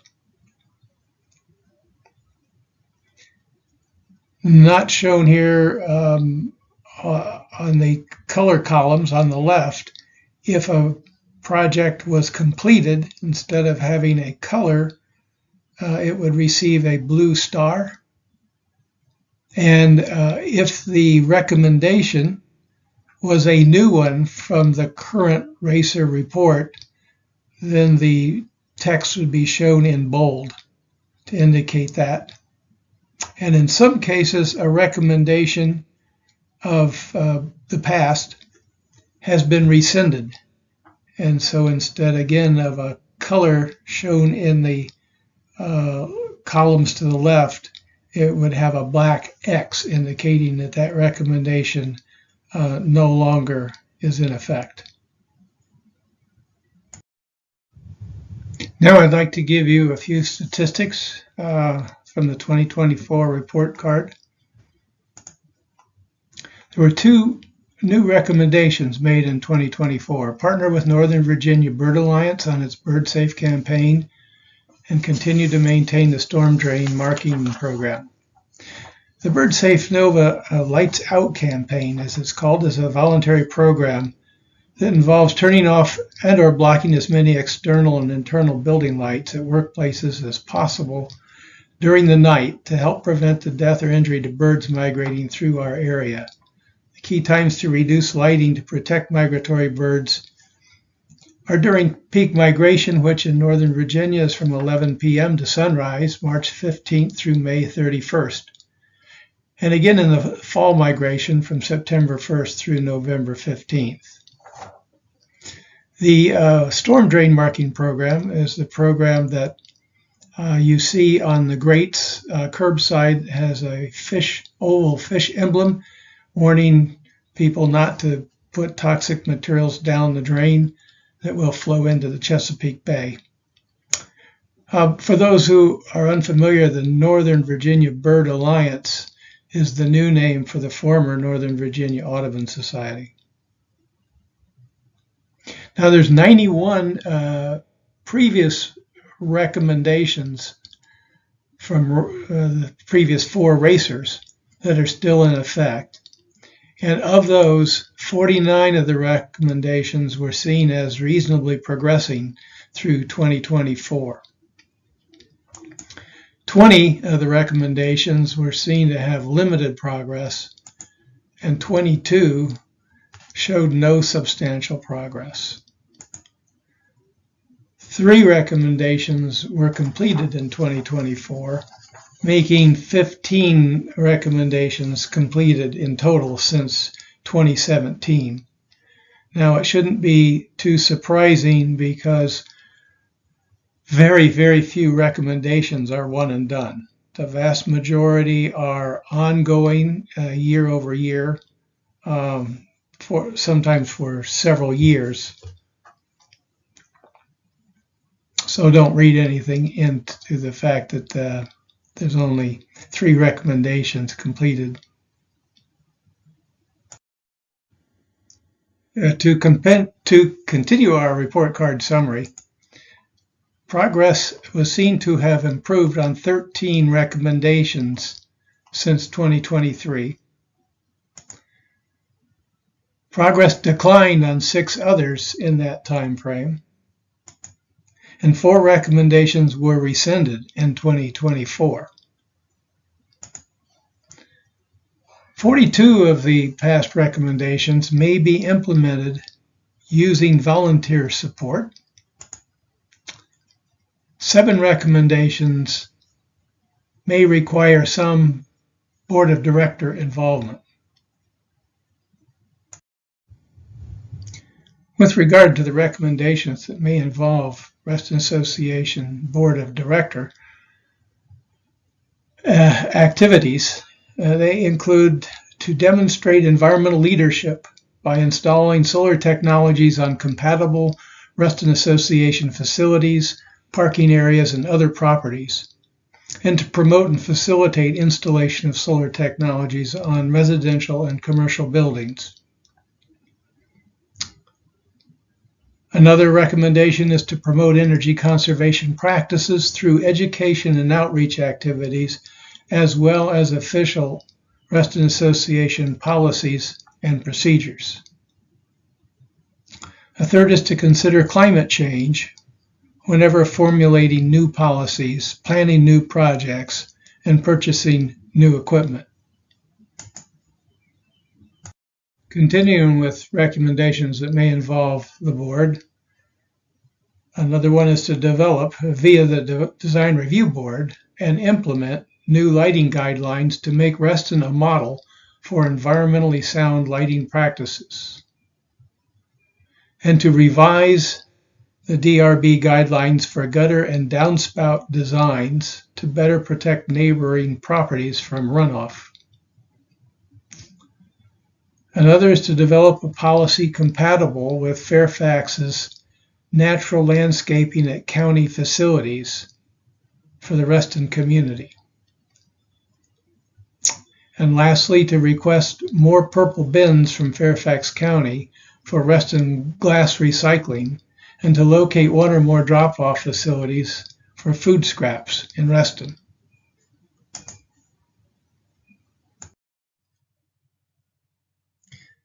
Well, this concludes our presentation on RACER,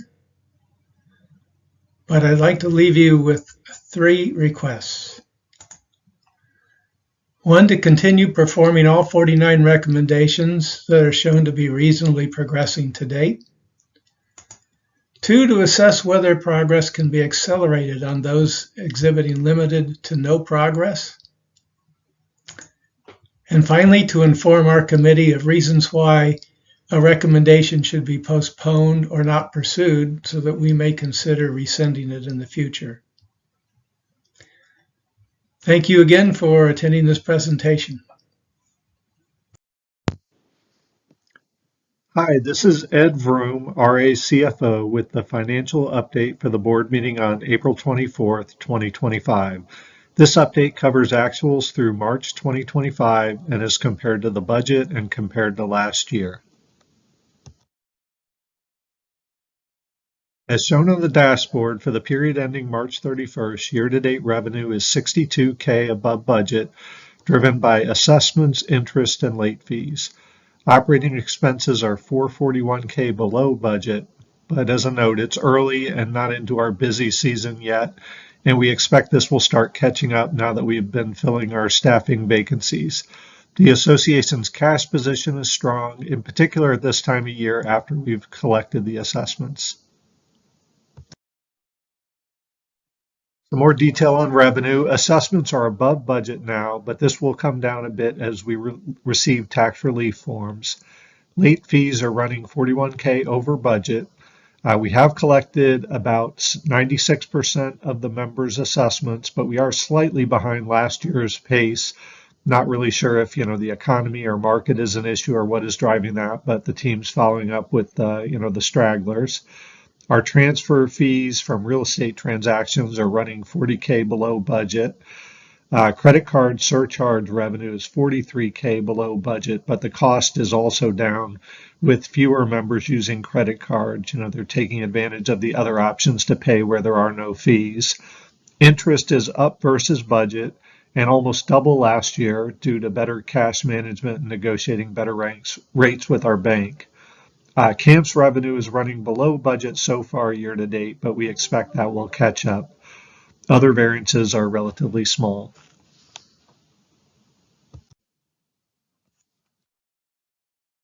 On expenses, collectively, department operating expenses are $441K below budget year to date, driven by staffing vacancies, the lower credit card costs I mentioned before, and other functional costs I'll show on the next slide, but we generally expect we'll catch up.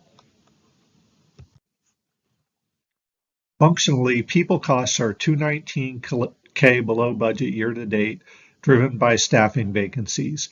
We were at 92 full-time employees at the start of the year versus our budget of 101, but we are now at 97 full-time staff as we've been filling vacancies, and as a reminder, the budget assumed a 4.5% vacancy rate.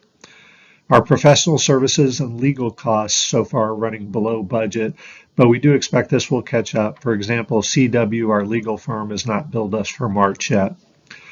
Other functional costs are running below budget, but we expect this will catch up as well. This includes things such as printing, office supplies, refreshments, furniture and fixtures, equipment repair and maintenance, and landscaping supplies. Moving to capital, as of the end of March, RA had a total of restricted cash and investments of about $7.5 million, $6.95 million in RRF funds, and $524K in CARF funds. Note that we have transferred the $2.65 million into capital per the budget for RRF and CARF, but we have not transferred any stream wetland funds yet. We will wait until we've actually spent that money for the two dredging projects and cover that cost with stream wetland funds. As a reminder, in the budget, that was estimated at $300K. To date in 2025, $512K has been spent on capital, with an estimated additional $2.5 million in budgeted projects to be completed in 2025 and beyond.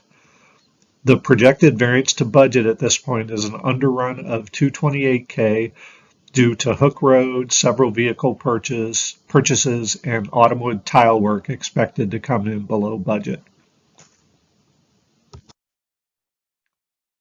Looking at the balance sheet, cash available to fund operations and meet current and future capital project needs remains strong. Total cash and investments as of the end of March was 25.7 million, about the same as this time last year. One note is that accounts receivable is 385K above last year at this time. As I mentioned before with the late fees revenue, we are a little behind last year's pace with the collections, but not by a material amount. And, 96% of members have paid, and we're following up on the others. That completes the Q1 actuals report for the board meeting on April 24th. Thank you. Bye.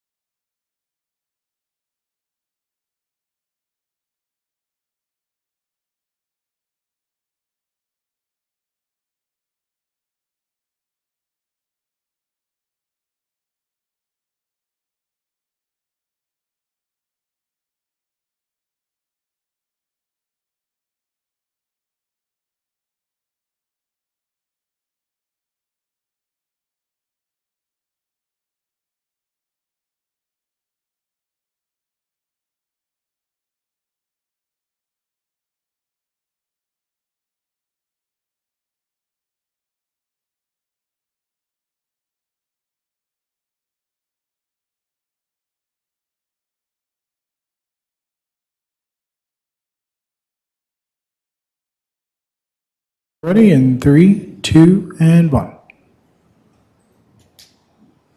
All right. Welcome back. We are back from an executive session. We have a couple of motions to do. I move that Ruston Association Board of Directors certifies to the best of each member's knowledge that only those matters appropriate for executive session of a contractual nature involving personnel matters or involving consultation with counsel were discussed or considered by the board during executive session. Is there a second? Second. Comment or discussion? Hearing none, let's take the vote. All in favor? Is Margaret back? Yes. Okay. Margaret, we're just doing the cleansing motion if you'd like to vote. I think I've got unanimity across the board, unless Margaret holds out. Sorry, Ed, I'm just looking through you, Ed.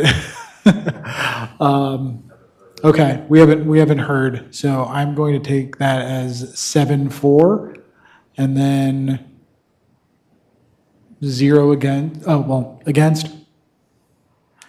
And I'm going to consider. She may not even be there if she's not answering. So we lost quorum. No, we still. Well, not lost quorum, but our quorum count has decreased. Yes. Yes. Yeah, don't jinx me and say we lost quorum. My God. Okay, so yeah, 7-0-0. So it's unanimous. Yep.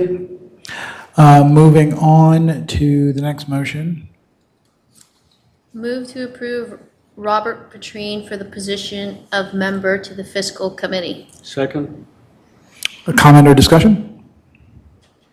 All right, all in favor?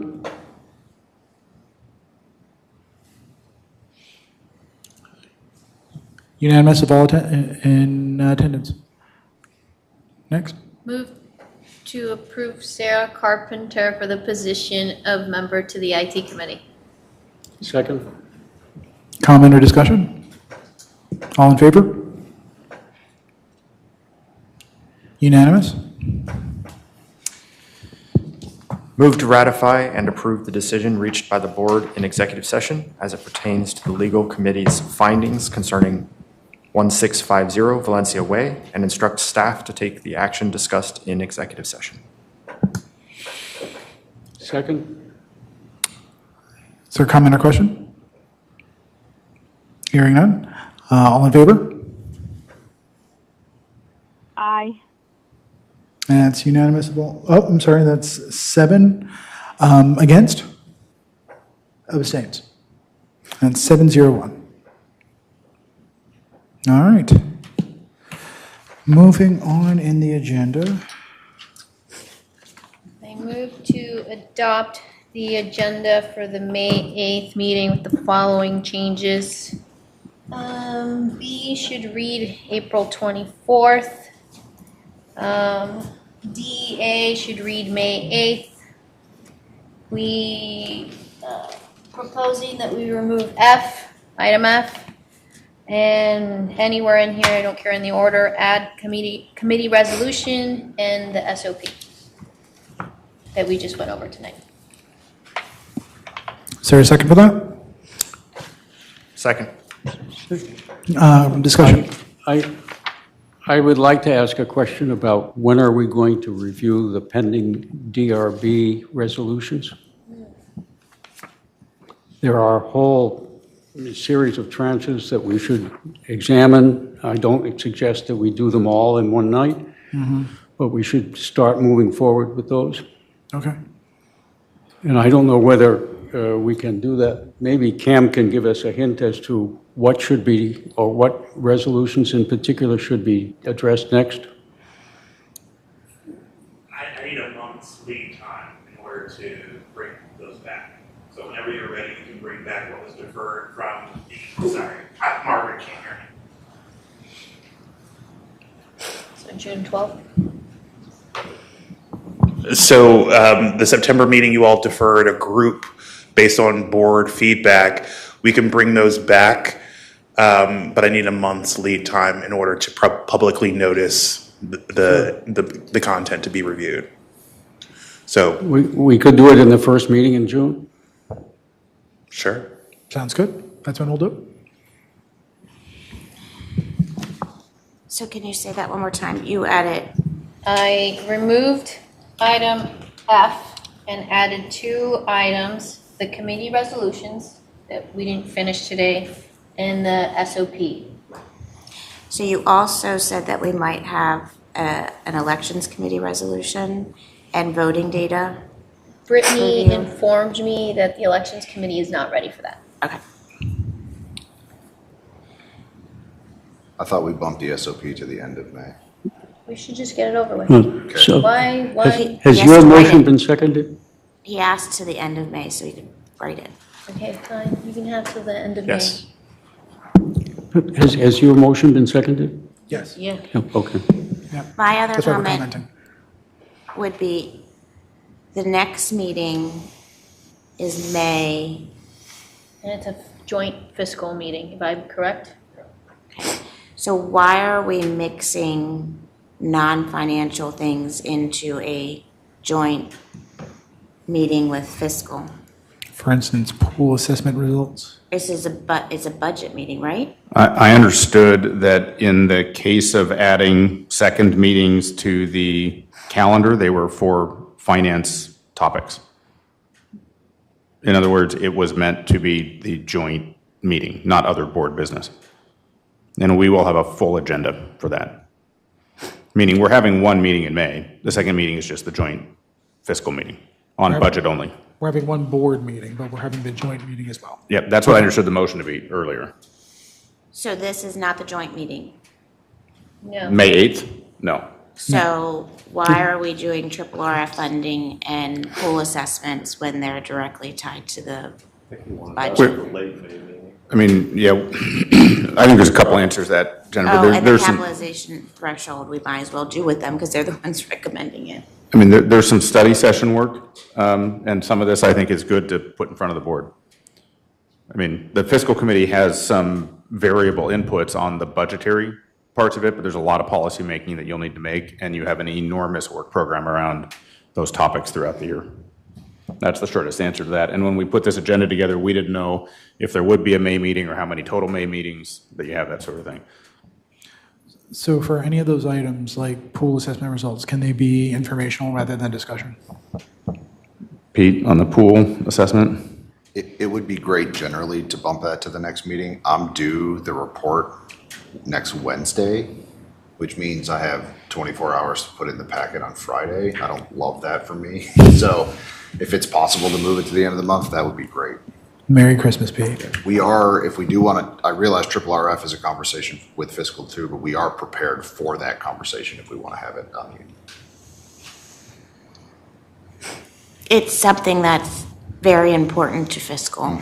In fact, they pitched me on doing a presentation to the board at the budget meeting, and that was one of the topics. And I was trying to defer that so that staff could give the presentation and they could be more participants in it than presenters. Can I ask a question just because I know how this group functions? Do you feel that by us hearing the triple RF and the capitalizations, that a threshold next meeting, we would feel comfortable enough to actually do a motion? So, because I guess what I'm saying is, if we punt this later, are we delaying any other timeline issues? Because there seems to be a trend that it takes us two meetings in order for us to come to consensus. So that's why I'm asking. I don't know enough about these topics too, but I defer to you guys. Yeah, I'll just offer, it's been my experience with this board, you have difficulty making decisions on relatively straightforward topics sometimes. This is going to be something you're going to need to chew on a lot. So if we abandon the 10-year average as the fundamental concept for the triple RF and look at other options, I think you're going to need a lot of different touch points on that. So, I mean, if we wait till the end of May, sure, we have to figure out how to get a decision made so that we can build a good CIP going into the budget season, which has also been accelerated. So we used to put out a budget in mid-September, and now we're talking about doing that much earlier so that hopefully you can have a smoother decision-making process as well.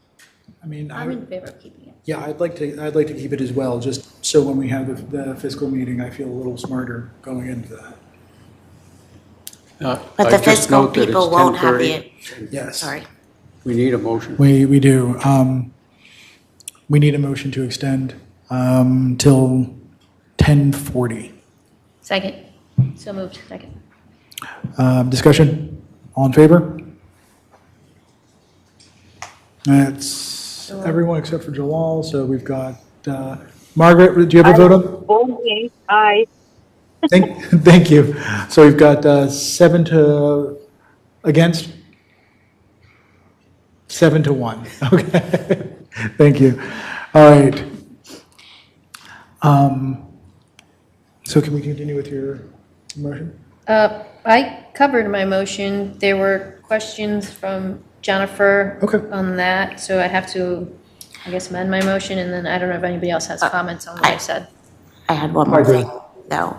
So part of what we discussed is that in May, you would have a CIP draft, right? So, but that was scheduled for the budget session, I thought, not for a board meeting. And triple RF and CIP go hand in hand. So you, I see what you're saying. I really think that these are budget launch discussions. And unless staff feels like they need by the end of May to have a decision on triple RF, we could go through it with fiscal, have their input, chew on it even another couple of meetings before a decision is really needed to do a budget. And they're equally as interested in the pool assessment because they're going to look at it from a financial angle. You want to amend your? I amend to my earlier motion to now read April 24th, May 8th, remove item F, and also remove items I, J, and K, and replace those with committee resolutions, and that's it. And we can do that by unanimous consent to change your motion, because it was seconded. So can we get unanimous consent to change Izzy's motion accordingly? Any objections? Any objections to that? I have some comments about item F. This is just to This amend, is just amending her motion. Okay. to remove the budget items. That's all we're voting on. That's I, it. J, and K. Okay. Margaret, did you have any objections? No. Thank you. Okay, unanimously consented. Sure. Jalal? You had some Yeah, comments? I have some comments on item F.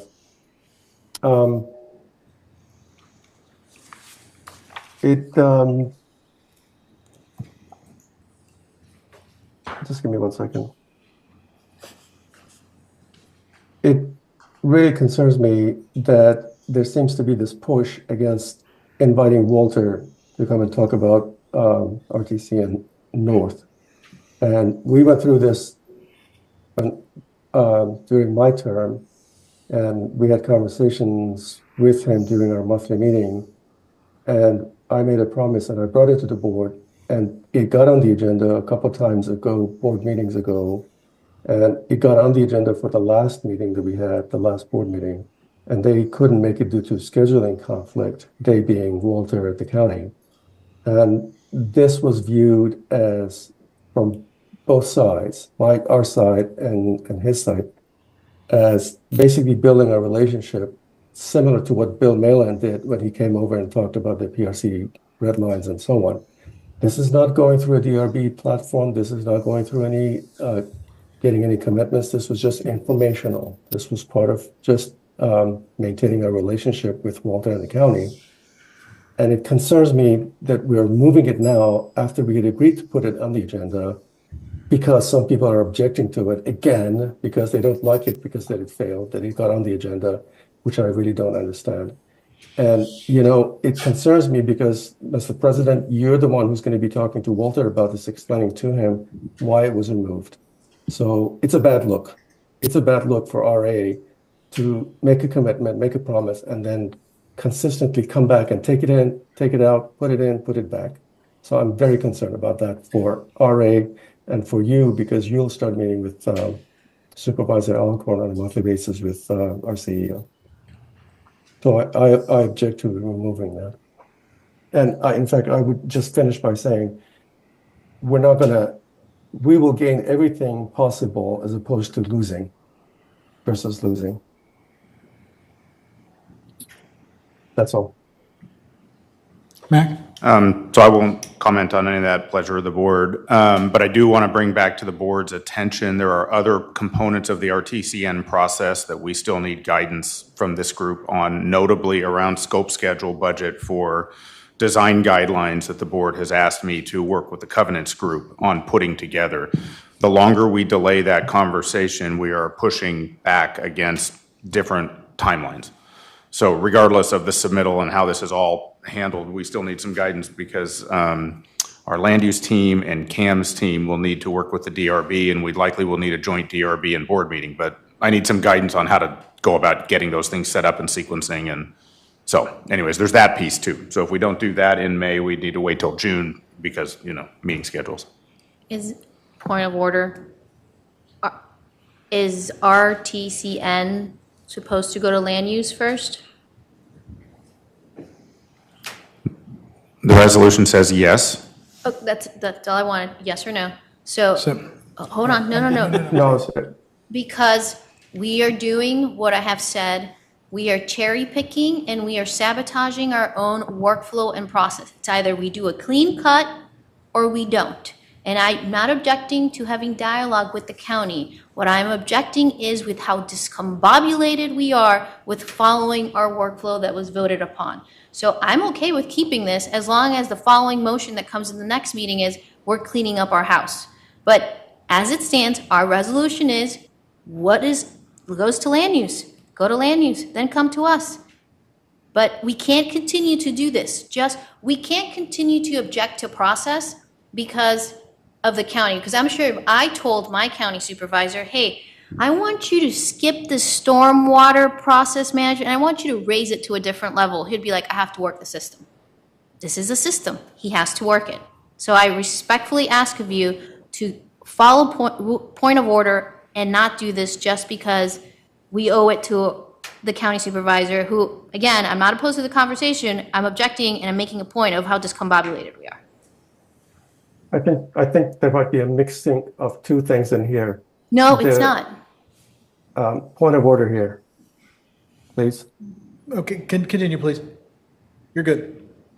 Thank you. This is information. This is not about presenting anything of the total package that the board constantly keeps asking for RTCN. This was just a conversation to explain where they're headed, what their timeline looks like. That's all it was. Okay. It was not to go through the land use committee to present plans and this package and this drawing and that drawing. That has nothing to do with that. Okay. Everybody's had 2 bites of the apple, and I think we're ready to vote because we are like 30 seconds away from having to do another extension. So all in favor of Izzy's motion, which has been seconded, please raise your hand. Aye.